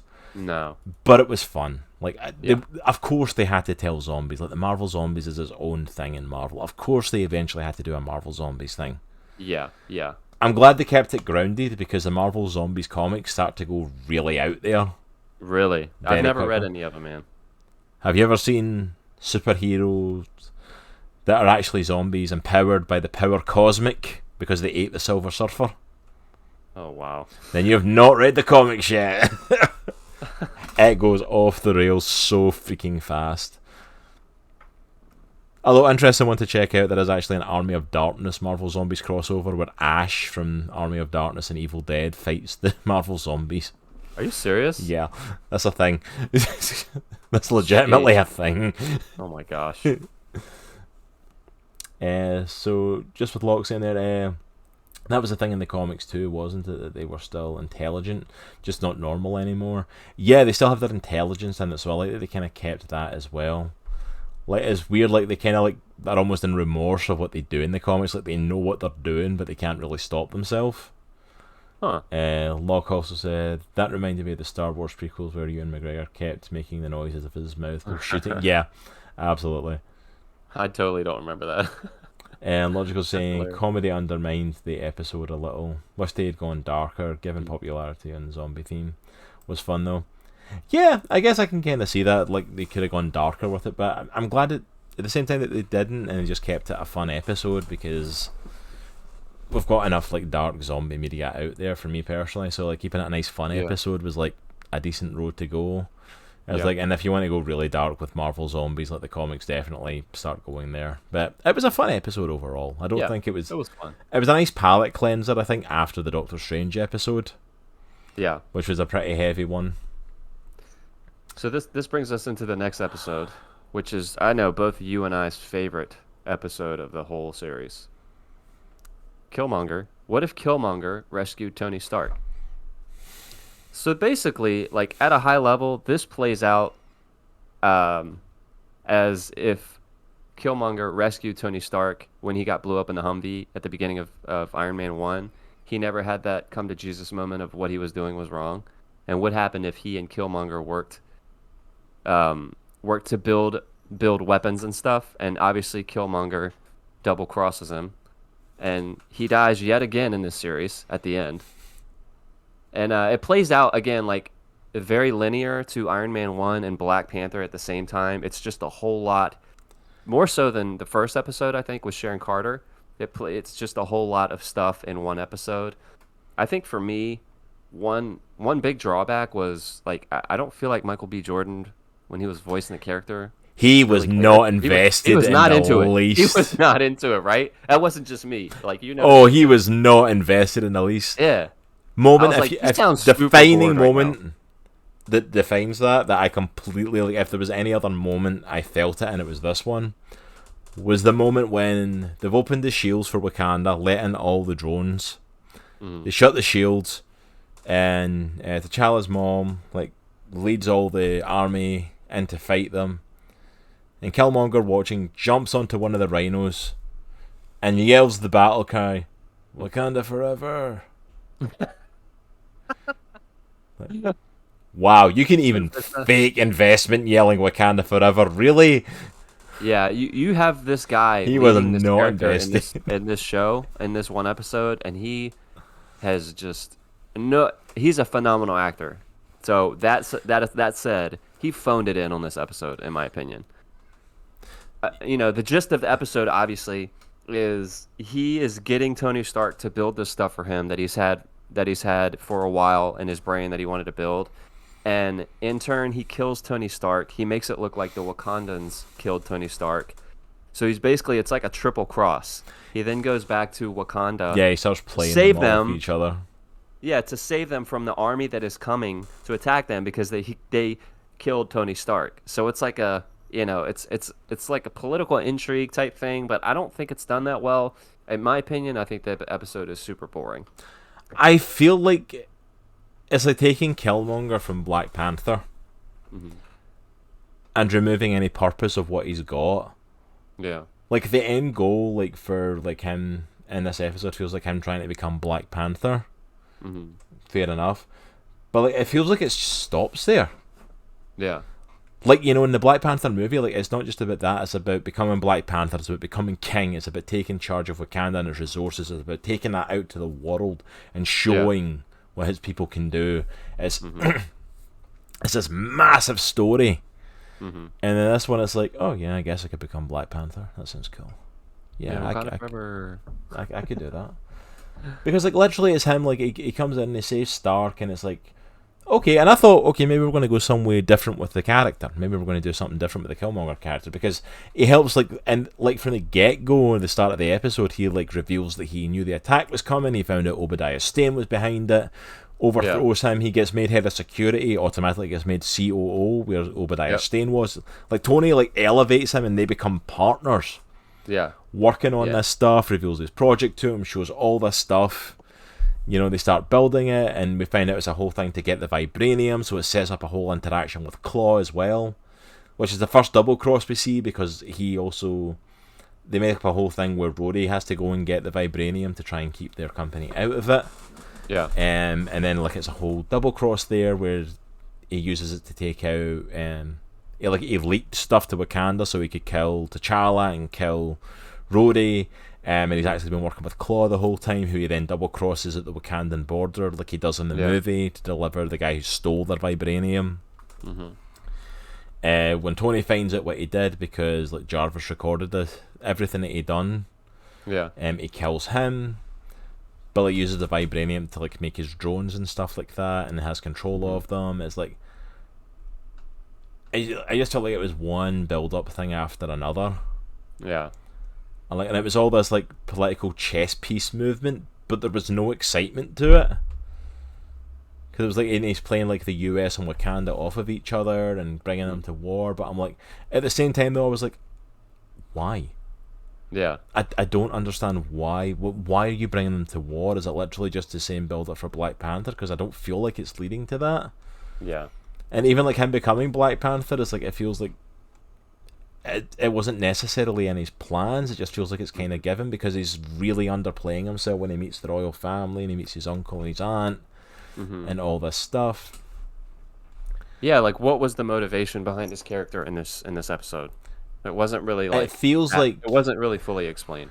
It feels like the motivation. It really seemed like it didn't matter. Yeah, it feels like the motivation was meant to still be similar to Black Panther, but they played it almost like a. You've seen Black Panther, right? We don't have to explain this bit. And it's like, but at the same time though, it didn't feel like it was building up to the same thing for me. And then it's like, okay, it became Black Panther. Okay, we're getting good. And Shuri, like, it does not trust him, goes to see Pepper, and goes to talk to them because the US is about to go to war, and they're not listening to Pepper. Like, General Ross is not listening to her, and is seizing control of Stark Industries, to go after him. Killmonger is Black Panther, but like he's not king because T'Chaka's still there. He's not dead at this point. Yeah. And like, is he trying to become king? He didn't make that clear because like the ultimate goal. Because in Black Panther, like obviously he came right out and challenged T'Challa. Yeah. And like, no, I'm taking this. Was Michael B. Jordan sleeping when he recorded the audio? I can't tell if that's his best. Is that his better or worse than Sebastian Stan in episode 1? In my opinion, it's worse because it's the entire episode. Yeah, because like with Sebastian Stan, it's like I feel like they just. It's like you could have done another read through of that. Yeah. But at the same time as well, like I think part of that was the writing was an issue. The writing in this feels like it isn't bad. Like the lines the lines he has here are not an issue. It's just the fact that like Michael B. Jordan has like no emotion in delivering this, and I'm like, it's so sad. It falls so flat for me. It feels like for me, I think that's a big part of my issue with this episode. It feels like he signed up to play Killmonger in Black Panther, and thought it was a one-time thing.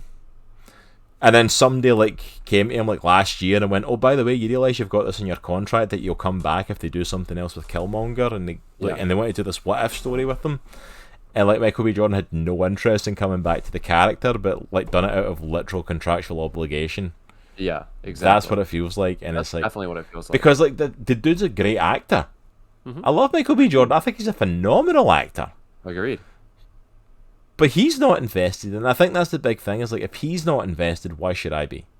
And it's like, yeah, I felt like it was going nowhere. Like I don't get it. And the fact that he comes back and he's like one of the main big things, like in the last episode, that was one of the things that took me out of the final episode a little bit, was how much they relied upon Killmonger's character and some of that. But we'll get into exactly how that played out. Yeah, this episode is very reminiscent for me as far as like how I felt when I was watching it or after I was watching it. With the one where Hank Pym killed all the Avengers. Yeah. It was because it played out like a lot of the movies, and I was just like, this is boring. Yeah, I'm like... and I hate to be super critical, but, you know. The only reason I hold that episode higher, like episode 3, than this one, is because at least it was this like interesting murder mystery element to it, which don't get me wrong, I said as of last week, that was spoils for me. But the fact that was even a thing, I'm like, okay, at least we're trying to do something with it. Yeah. This one was just honestly like a retreading. Yeah. But anyway, are you ready to party? Go. Let's do this. Ready to party? We're gonna head to Las Vegas for the party of a lifetime with Party Boy Thor. Get a fist pumping going. This one was fun. This was a really fun, like funny, like let's have a little bit of fun type. Yeah, that's how many times I can say fun. Yeah, this one was just obviously meant to be a bit of a laugh. It was not meant to be a serious episode. Because the whole premise of it is, what if Thor were an only child? Exactly, look, Viva Las Vegas. Because basically, like, the whole premise of it is basically what happens if when Odin found the Prince Loki of the Frost Giants, and instead of essentially kidnapping him and bringing him back to Asgard to raise, what if he actually gave him back to his dad? Which really raised the question in my mind of like, why didn't he do that in the first place? Why did he? Yeah. Why in the world did he ever take? Why did he keep him? I still don't get why he took him. Like, don't get me wrong. I get we have to do Loki as an Asgardian and raised like that to build up the bad guy. I still don't get why he ever took him. Like, he's a frost giant. I couldn't leave him there in the freezing cold. He's a frost giant. That's what he does. That's their entire planet is frost. I'm sure he'll be fine. To Dude, one of the funniest parts of the episode for me is literally, what's her name? What's the queen's name? Oh, Frigga. Yeah, so Frigga and, and Thor are right beside Odin's like bed, and they're literally waiting for him to go to bed. Literally the moment he falls asleep. And Okay, I'm going to see my friends. She basically goes and just gets drunk with her friends. I think that's probably one of the funniest parts of the episode. Yeah, she literally waiting like for him to go to sleep so she can go hang out with her friends. I'm like, that's awesome. Oh my gosh, that's hilarious. But yeah, so this is basically the whole episode of what happens if Thor grew up without Loki as a brother. Yep. There's not a lot to the episode. There's not a lot. It's basically Thor partying on Earth is the whole thing. Yeah, it basically is very reminiscent of Thor for like the very beginning of the first Thor movie. Mm-hmm. Just basically like if all the stuff that happened with Loki didn't happen in that movie. Yeah. He just wouldn't have changed because he'd never have been banished. He'd never have gone and learnt his lesson of what he's meant to be as a hero, and he just would have stayed party boy and wanting to get drunk and, you know, all that sort of stuff. Loki literally calls him brother from another mother in this episode. I love the fact that Frost Giant, Loki, and Thor are closer. They're super buddy. Yeah, it's and hilarious. buddy more than they ever were as actual brothers. I love it. Yeah, I love it. It's hilarious. Can I just shout out Tom Hiddleston in that episode, by the way? He just had so much fun in this episode. Oh, yeah. The way he portrayed Loki in this, he was just having a laugh. He was having so much fun with his role. I thought it was awesome. With a completely, like, laid-back version of Loki. And I like, you're literally watching this going, I think Loki would have had a better life if he had just went back to the Frost Giants. He honestly wouldn't have, looks like his life would have been better. It's like, so hear me out, Odin. How about we not kidnap this little baby and let him live his life like he was gonna? That would probably be better solution. Yeah, amazingly, he had a better life. Absolutely, look, we can shout out Tom Hiddleston. Tom Hiddleston is amazing. Here, shout out Hiddleston. There we go. Oops, see this brings somebody. Probably Tom Hiddleston that has an account. Who is that? I don't know, but yeah, like he. Honestly, I love him in this episode just because, in contrast to Michael B. Jordan, who clearly was done with the character and didn't realise he had other contractual obligations to come back, Tom Hiddleston is never leaving the character of Loki, ever. Yeah. And came back with great joy. Anytime and gave us everything he had. Yes. He gave every ounce of energy he had to play Loki, who was in, like, what, 5 scenes? He wasn't even in that much of it. But this episode was a good laugh. Yeah, it was fun. It was fun. I love the way they play it, like it's following Jane and Darcy at first, and they see this big something coming across the sky. Like, oh my goodness, it's an alien invasion! And it's literally Thor and the Asgardians landing in Las Vegas for a party. And by the time they get there, like, half the strip is already where the Asgardians are, all partying. Yeah. There's aliens galore. Like, there's a lot of cameos in this episode. Like, we got, like, Skrulls appear in this. The Grand Master appears in this. We get Howard Darcy the Duck. Getting married to Howard the Duck was hilarious. She gets married to Howard. I love the fact that Howard's kind of talking to her, and she's like, okay, this isn't a date, though, and then literally get married. That's kind of amazing. Nebula shows up. Korg shows up. Drax shows up. Valkyrie's there. Rocket passes out in a sink. You know, it's so many people show up. Like, by the time, like, Jane and Darcy get to him, all these other aliens, like, the sky is full of spaceships of all these aliens that have just shown up for this party. Hilarious. It starts off in Las Vegas, and I love the fact that it just takes off from there. Like, we see, the Frost Giants working on Mount Rushmore, adding, like, stuff to the faces, like putting eyebrows and beards and stuff on them. Surtur is there. Surtur, the Destroyer that brings Ragnarok, is there. Tries to hitting on the Statue of Liberty? Tries to chat up the Statue of Liberty and slices her arm off by accident. Oh my gosh. That's hilarious. Korg almost kills Nick Fury.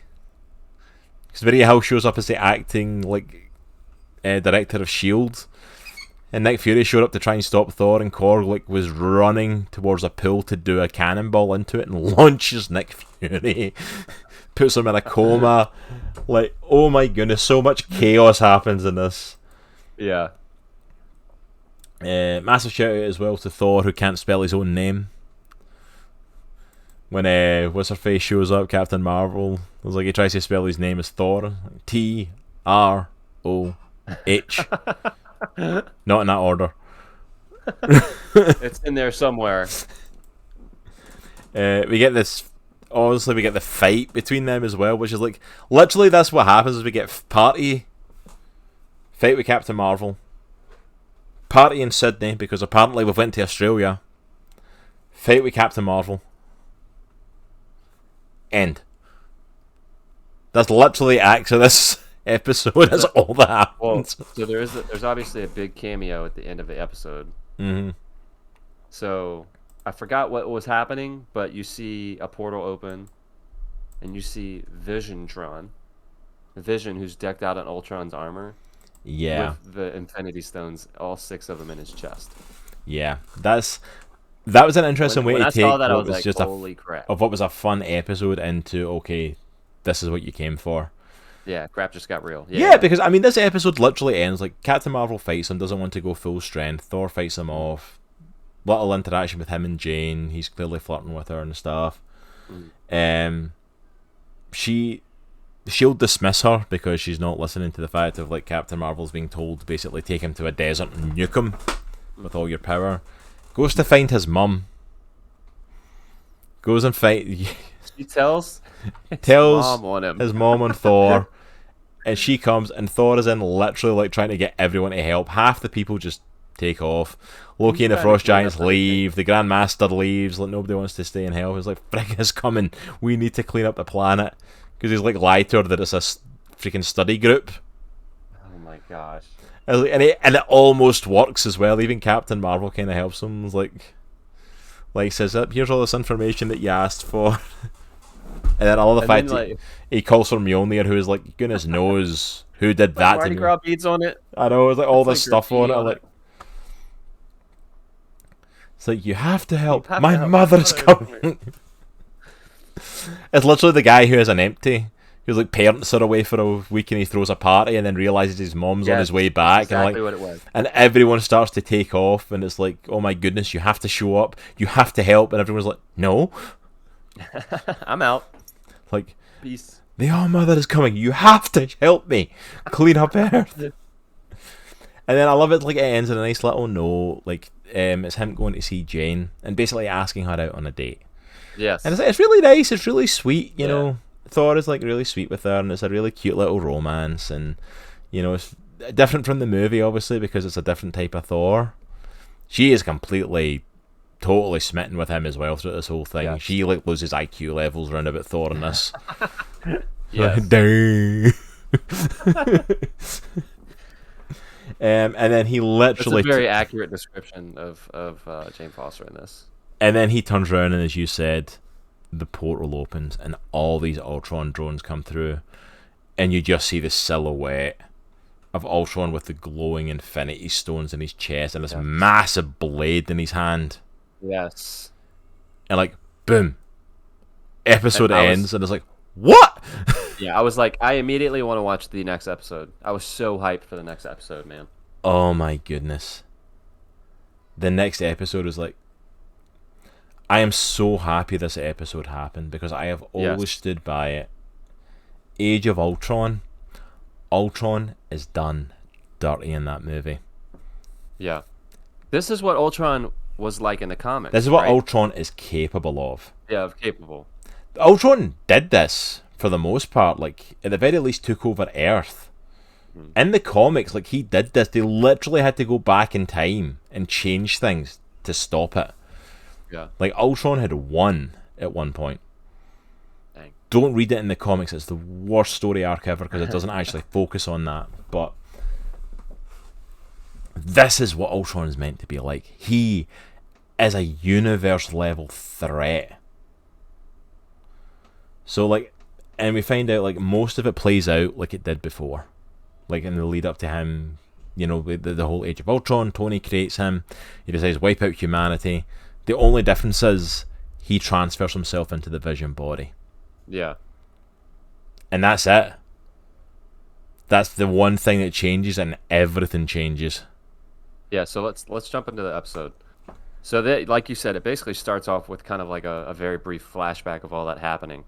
Yeah, and like, then it goes literally he launches, like, from that point he launches nukes and basically nukes the Earth. Yeah, and that's a really cool scene because basically, yeah, he nukes the entire face of the Earth and kills most humans. Yeah, So we cut to this dystopian looking landscape, so cool. and oh, this is one of my favorite openings of any of the episodes. You have who we don't know at the time is Black Widow on the motorcycle, working with Hawkeye, who has a One-armed metal Hawkeye arm, with his who robot has a arm.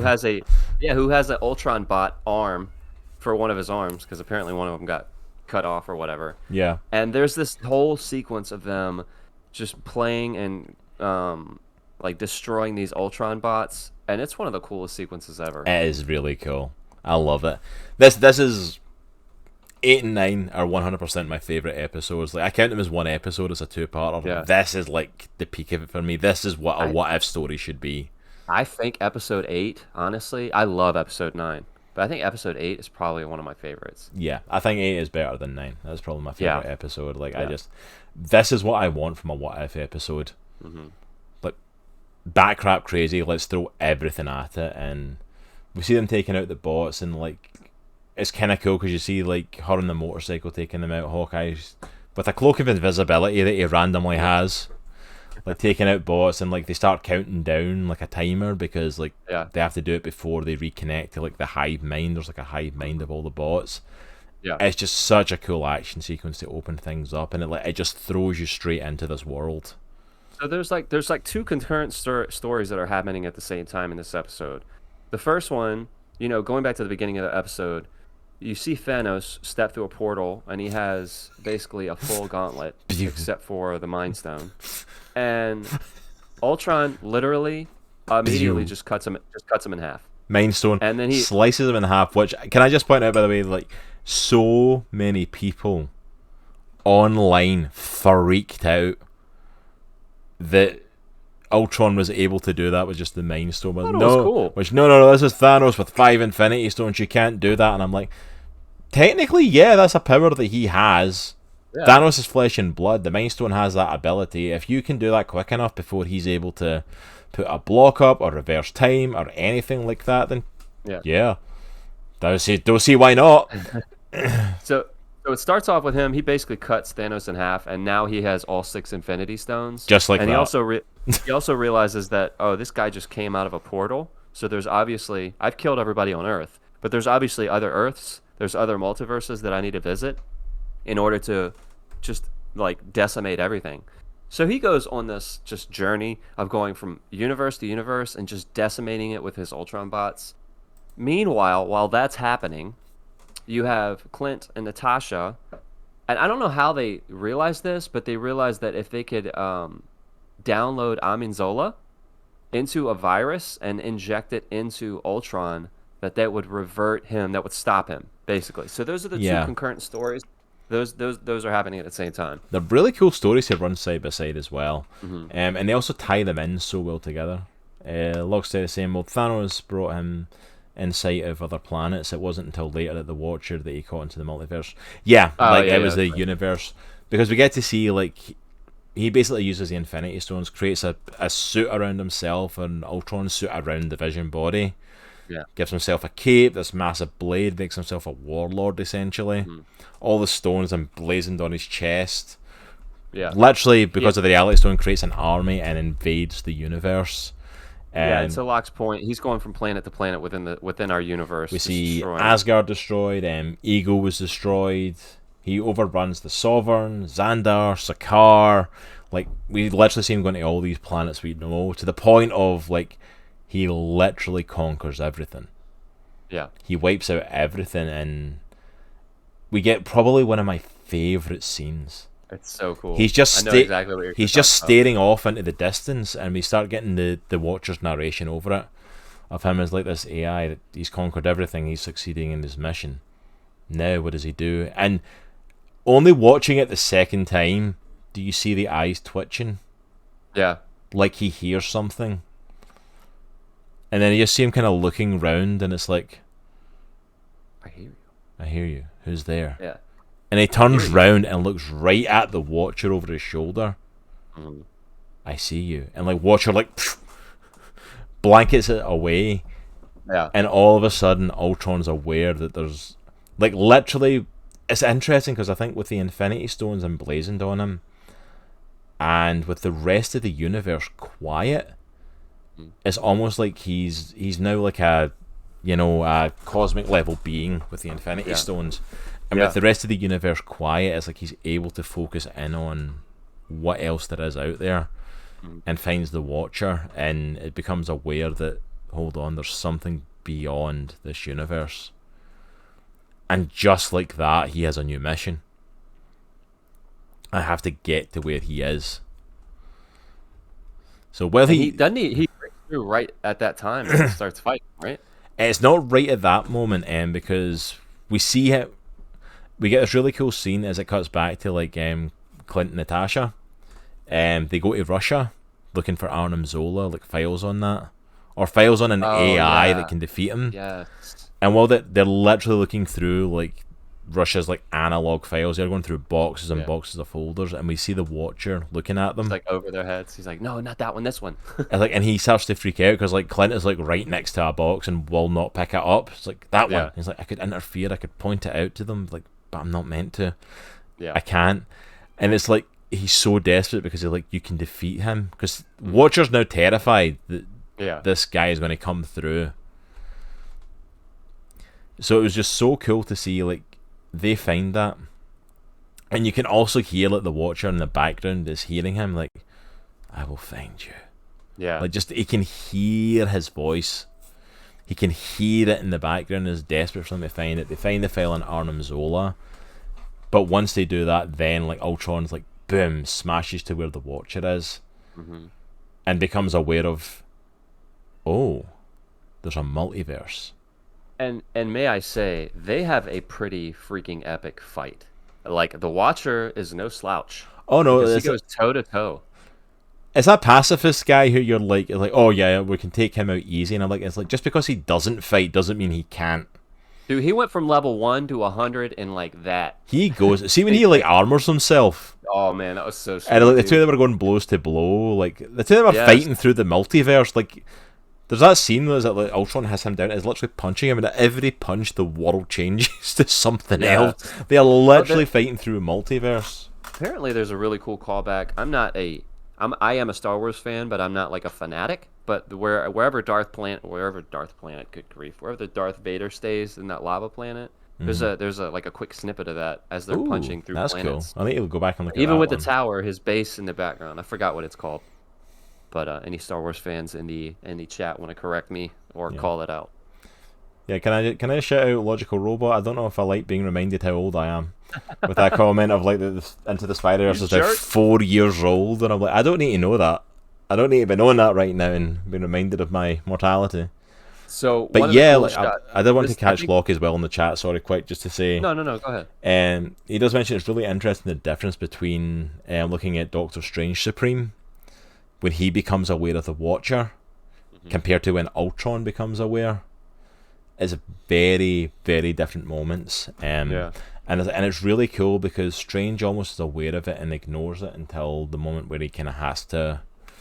He cries out for help. Ultron, like, very kind of robotic actually, it hones in on this voice. Yeah. And becomes like singularly focused on this. Yeah, that's actually a really good call out. But yeah, please continue. Sorry, I just want to take that. No. I was gonna say this episode has one of the coolest scenes, other than the opening. Like just beautifully like composed scenes. So there's a spot where Natasha and Natasha and Clint are escaping the Ultron bots, and they're going up that same silo that was in Civil War. Yeah, the Tony Iron Man and all that. Tony and Cap Tony, Cap, Bucky. and Bucky were fighting in. It's that same tunnel, but they're trying to climb up, and Clint realizes that he has to hold them off in order for Black Widow to get because they finally got the virus. They downloaded it onto one of his USB arrows because they found Arnim Zola and downloaded it. Right, they're at that spot, right? Yeah. It's like they find Arnim Zola. It's like a CPU, very much like Winter Soldier. Like when they find him underneath the base, and Cap and Black Widow find him. Same sort of setup. They download him into an arrow, and then they shoot a bot and download him into one of the Ultron bots. Yeah. Which I love the fact as soon as he uploads into that, they take the legs out from underneath it. It's like, yeah, you're going to help us beat Ultron. I still don't trust you. Just still Arnim Zola. So there's a really cool spot where all these Ultron bots are coming up the silo, and Clint and Natasha are trying to get away. And again, Clint realizes that he's gonna have to like hold him back for her to get away. And he basically jumps down into the silo, and there's this really cool shot. It's a tilted screen, but it shows him slowly falling down, and he's doing the reverse Avengers where he shot up, where he jumped off the thing and shot up. He's doing the reverse and shooting down. It's such a cool scene, man. I feel like Hawkeye gets some love in this episode. He does, and he deserves it. Shows him how sweet he is. You feel his emotion as well, which is something I absolutely love, because I feel like that's something you always feel from Jeremy Renner in the role, is you feel the emotion of what he's going through, like especially like in like Endgame and stuff, when you're feeling Ronan, when you're feeling he's broken, he's done. He mentions earlier in the episode, like, I'm done fighting. Yeah. And that's why he sacrifices himself, because he says, I'm going to give you a chance. It's like, I meant what I said, I'm done. He's like, I literally can't go on anymore. And you can feel the weight of what he's doing. Like, he literally cannot push himself any further. But he can give her a chance. And it's like, so well done. Yeah. Amazing job. So this episode kind of ends with so Ultron finds the Watcher. They beat him. He kind of like defeats him at that moment. And then the Watcher self-isolates to this like pocket multiverse with who we find out is Doctor Strange Supreme. Yeah. And said, what does he say? He says something, I need your help, or something like that. Yeah, it's like that. It's like, because he kind of hints at something, like he wants to say something. It's like, and Strange says to him, like, I need to hear you say the words. Yeah. And he says, fine. I need to hear you say you're going to break your oath. It's like, I need your help. And he asks him for it, and it's like, it's interesting because Strange at this point, you realise, yeah, with everything he went through, he was wrong in what he did, but now, although he's stuck here, he is now cosmic level, on the same level as the Watcher, and basically gets enlisted as like the Watcher's assistant partner, and recruiting the Guardians of the Multiverse. Yeah, so that's how the next episode starts. So they start with, they get, obviously, Strange Supreme, you have Captain Carter, you have Star-Lord T'Challa, you have Party Thor, and then you have Killmonger Black Panther. And then you have the Gamora, who we were talking about earlier from the episode that never aired, who killed Thanos in her universe. I love as well, like, at the very start of this episode 9, you get like little shots that continue the stories. Like with Captain Carter, we get to see the opening of Winter Soldier. Yeah. Of her going down onto the ship, fighting Batroc the Leaper. We even get to see a really cool relationship between her and Natasha, which is echoed with the Natasha that ends up coming in from the apocalyptic world. We get to see Star-Lord T'Challa saving Peter Quill, whose ego is like trying to infuse, basically, and like what he tried to do in Guardians of the Galaxy 2. Yeah. But we see T'Challa like saving him. We see Gamora and Iron Man, who apparently is her sidekick in this, like melting down the Infinity Gauntlet. I'm like, okay, I need to see that episode. And Watcher says, not you. Yeah, it's basically like, no, you, just Gamora. Which the only thing we know about this Gamora is he says she survived Sakaar and killed Thanos. So I'm like, that's two pretty big things that actually tell you about the character and what she's like. So basically, Mad Titan Gamora here. Yes, pretty much, because she has his armor on, and she looks pretty sweet. We see Killmonger being picked up on Wakanda, where apparently we've jumped in time quite a bit, because Shuri and Pepper have this whole like army of like Wakandans like ready to chase down Killmonger and stuff. I feel like we missed a beat there. Yeah. And then obviously the last one we get is Thor, because like that was the one who was fighting the bots, which I love that scene as well. Like the Watcher keeps telling him, you have been chosen. And then he goes to Thor and he can't get a word in edgeways because Thor just keeps fighting him. He literally has to grab him and pick him up. Yep. He picks him up, and I love like we just get that recreation of the Ragnarok scream. Like he picks him up, like, ah! And then all of a sudden he's in the pub. I was like, oh, we're in a pub. Awesome. That's hilarious. I love it. So we get the Guardians of the Multiverse brought together, which this is a pretty OP team, by the way. Oh yeah, dude. Like, I'm gonna say, like, for the Watcher to pull people together, we've got a super powered like Doctor Strange. Yeah, the most powerful Doctor Strange that we've ever seen. Super Soldier Peggy Carter. We've got Star-Lord T'Challa. We've got a Killmonger Black Panther. We've got Thor, God of Thunder. It's like this is a freaking Gamora, like who killed Thanos and is carrying his blade, wearing his armor. Like this is a freaking team to deal with, by the way. Yeah. Like, this is a heck of a team to bring up against Ultron, and he does the whole the Nick Fury thing, gets him caught up to speed on who Infinity Ultron is, what he's doing, what his plans are. Obviously as well, we end up getting Black Widow and Natasha joining the team as well because they go to that universe to stop Ultron, so she ends up joining them. So yeah, this is an OP team. Yeah, this is pretty sweet. So what did you think of then? What did you think of this last episode, the Guardians of the Multiverse versus Infinity Ultron? I mean, it was basically just one gigantic 20-25 minute fight between Ultron and everybody. Towards the end, they shoot Ultron with the arrow with Amenzola, and basically Amenzola takes over Ultron's powered body, and then him and Killmonger fight. I really, really like this episode. I still think I like episode 8 better. Yeah. Because I felt like it told more of a cool story, in my opinion. Yeah, I like that a lot more. Stories. But that being said, this is basically a 2-part episode. Arn Amenzola, sorry.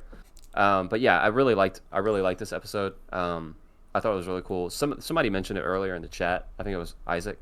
It was really anime-ish. Yes. Like the fighting in it, especially I think between Ultron and the Watcher. Like some of the fighting that they were doing was like intense. Yeah, there's definitely some anime-esque stuff in it done with this style of animation, but they did it really well. And the interesting thing I love with this is this is basically one big play by the Watcher. The story he tells them and the plan he tells them is not the plan, which we don't realize to the end. Like the whole big plan is like get the Infinity Stones off of him, give them to Gamora, who apparently has an Infinity Stone crusher, which is something I was interested in actually. Like I ended up becoming a plot for that. Was I was wondering how they were going to do Infinity Ultron like breaking into the multiverse, because if they were going to stay canon with the Infinity Stones. Because in the comics, the Infinity Stones don't work in other universes. Do they still carry power? They just don't carry the same power? Or do they just not work? They don't work because every universe has their own version of the Infinity Stones. Yeah. So you can't like get an Infinity Gauntlet and take it over to another universe and like do the same thing. It doesn't have the power because it's synced to that universe. So I was wondering how they were going to do that, and they obviously stopped him at the Watcher's little hidey hole where he watches the universes. Yeah. And didn't really venture into that. But we see that coming back when like Gamora's like Infinity Stone Crusher doesn't work on them. It doesn't destroy them, and like it's key to her Infinity Stones of her universe. Yeah. But then we find out, like you said, like they managed to shoot Ultron and Arnim Zola takes over. Like the Vision body, the Ultron Vision body. But then Killmonger also takes like the armor that he was wearing. Yeah. And turns himself into an Ultron character with still the Infinity Stones. Didn't see that one coming. I know, it's like, what, Killmonger's a bad guy, really? And the two of them are about to go head to head, and then all of a sudden, freeze. Yes. And the real plan comes out that that's what the Watcher had planned. He knew that Killmonger was going to double cross them. He knew Arnim Zola would try and take power, but he played them and freezes them in this like little pocket bubble as they are.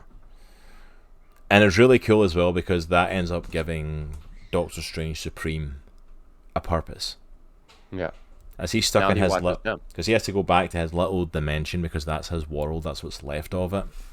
But it just kind of sucks for him because like I take the fact that he's learned his lesson, like you have to go back here, but now it does make him feel like he's a cosmic level being, because like this is your purpose now, is to hold these two who could essentially destroy the multiverse and guard them and make sure they do not escape, and gives Doctor Strange a purpose again, which I thought was really cool.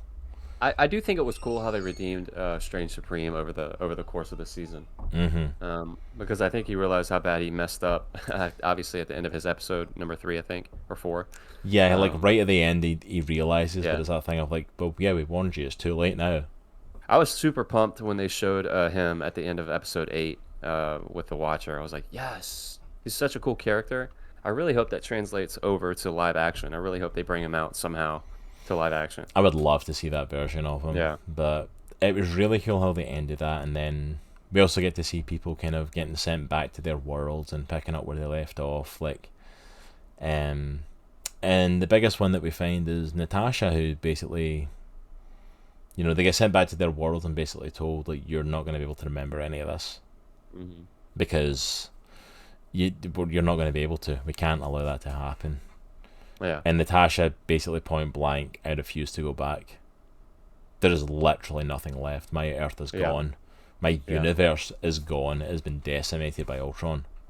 Mm-hmm. And I like something that Nick Fury says. He says, "You're Natasha, but you're not my Natasha." Like, he knows. I love that. I love that line. And this is such a throwaway line, but I love that. Yeah. And it's really cool that she gets allowed to go to another universe that lost its Black Widow and gets to integrate there. At first, I actually thought when she first went there, because it didn't really show up, it was the only one it didn't, was episode 3 when the Avengers were destroyed.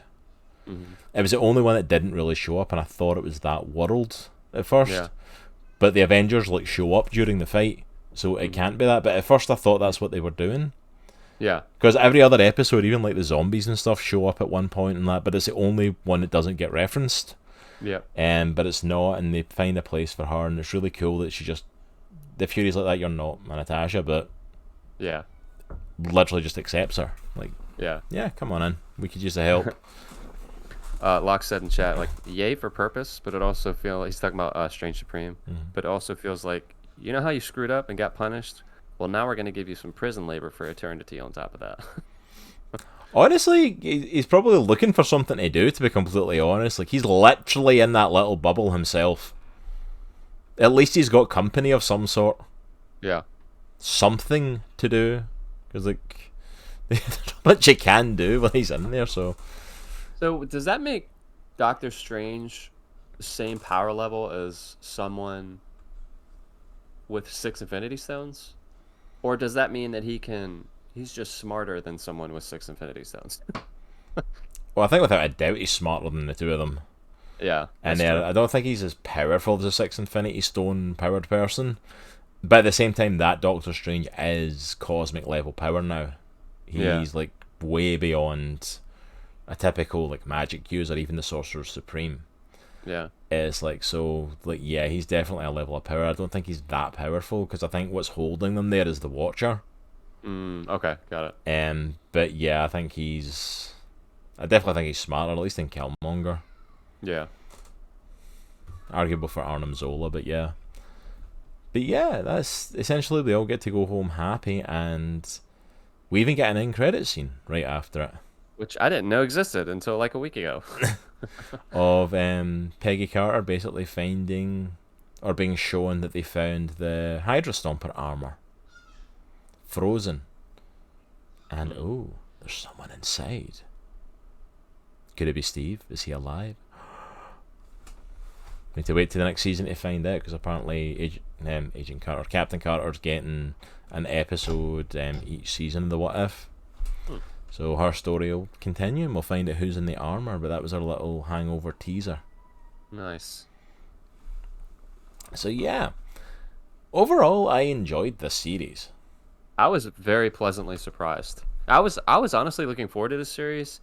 A couple of the episodes obviously were letdowns, but the ones that I liked, I really, really liked. Yeah. Some of them, not all of them were for me. I wasn't a fan of all of them, but yeah, for the most part, I enjoyed the series. I enjoyed at least the chances they took. I enjoyed the opportunities that were given to tell certain stories, even if some of them weren't necessarily venturing out as much as I would have liked, or attempting stuff that I would have liked to have seen more of. Some of them, the Kilmonger one, I felt ran on too long. Other ones felt like they were really rushed. Mm-hmm. And I would love to have seen more time given to them and more expansion given to them. But overall, I enjoyed the series. I'm glad that we're getting this series. Yeah, I'm excited for the next season, man. Yeah, I'm excited to see more of the What If, to see what new stories. Apparently, the next season is going to include a lot more Phase 4 stuff. So a lot of the stuff we've seen happen so far since Endgame, and a lot of the stuff that we're going to be seeing happening, is going to be like a factor in it. So it'll be interesting to see some of the newer stories to tell. Hey Seal, how's it going? What's up, man? Welcome on in. We're actually just getting ready to wrap up soon. We're almost there, but thank you for stopping in. Thank you for showing some love. We appreciate it. But yeah, overall, I'm like, I think What If's got a great potential. I think this is definitely an ongoing series that we'll see more and more of. Because just kind of like the What If comic, there's always an opportunity to tell that story. There's always an opportunity to say, hey, what if this happened? And explore it, even if it's just for a 30-minute episode, you know? Yeah, they had a lot of episodes in there that I didn't even know that I wanted.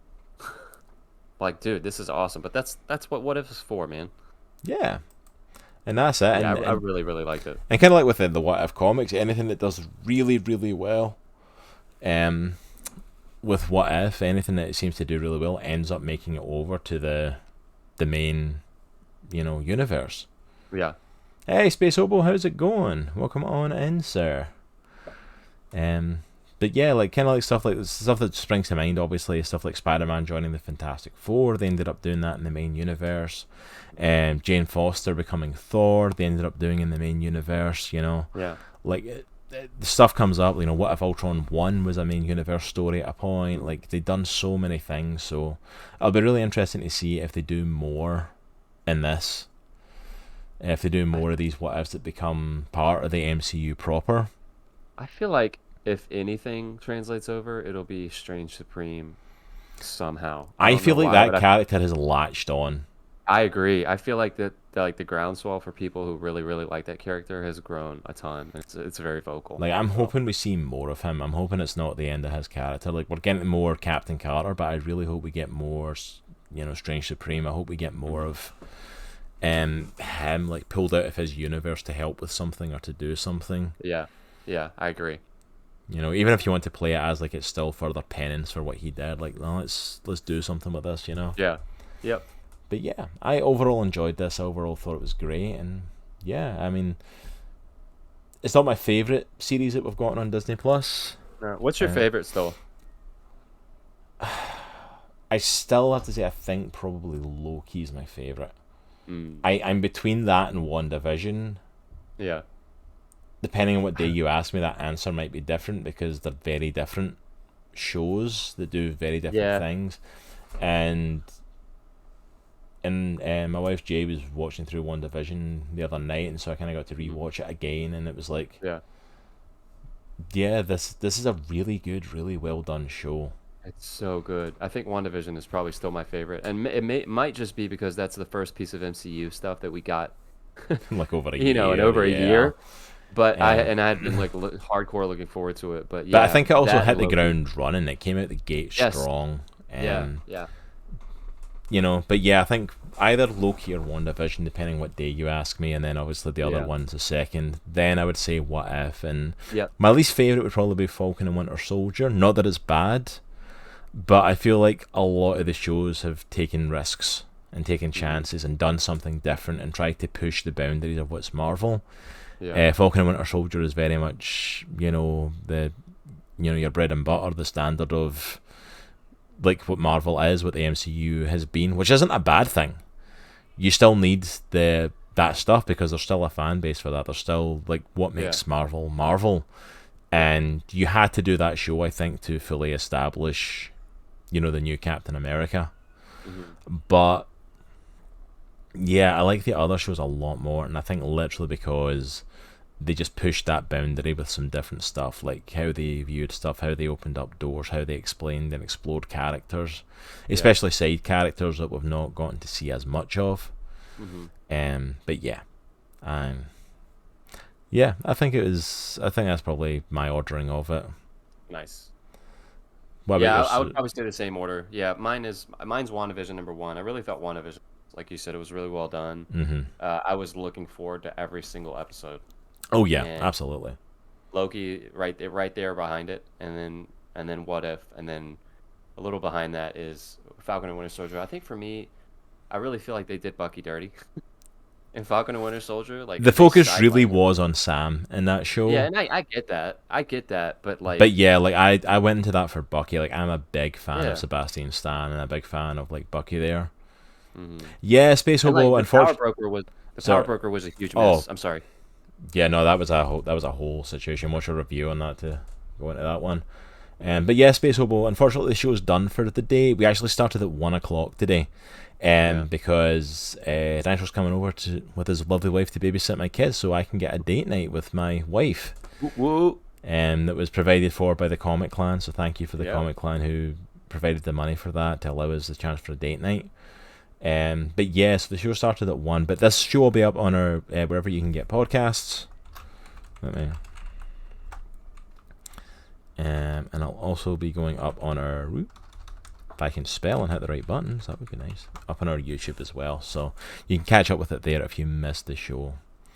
But yeah, I think that's us for the day on it. That's it, yeah. We should probably wrap up there. But yeah, join us again tomorrow night, 8:30, where we will be, my lovely wife Jay will be continuing her playthrough of Bioshock. Right buttons are overrated, absolutely, Locke. Absolutely, so we can definitely go show Love Thy Nerd some love with that raid, absolutely. So yeah, so she'll be back with Bioshock tomorrow night. Continuing her playthrough of that. She's been really enjoying that, and we've been getting a lot of support from all of you, so thank you for those that have shown up for it. Tuesday night, Nitro will be back, I believe, doing some more of his work on his TMNT piece, if I'm I correct. think I actually might. I might do gaming night. I don't know. We'll see. We'll see what happens. We'll see how my brain is acting that day. Yeah. So join him Tuesday night, same time, 8:30 then, either continuing the TMNT piece, which if he does that, you definitely want to see that. It's looking sweet so far.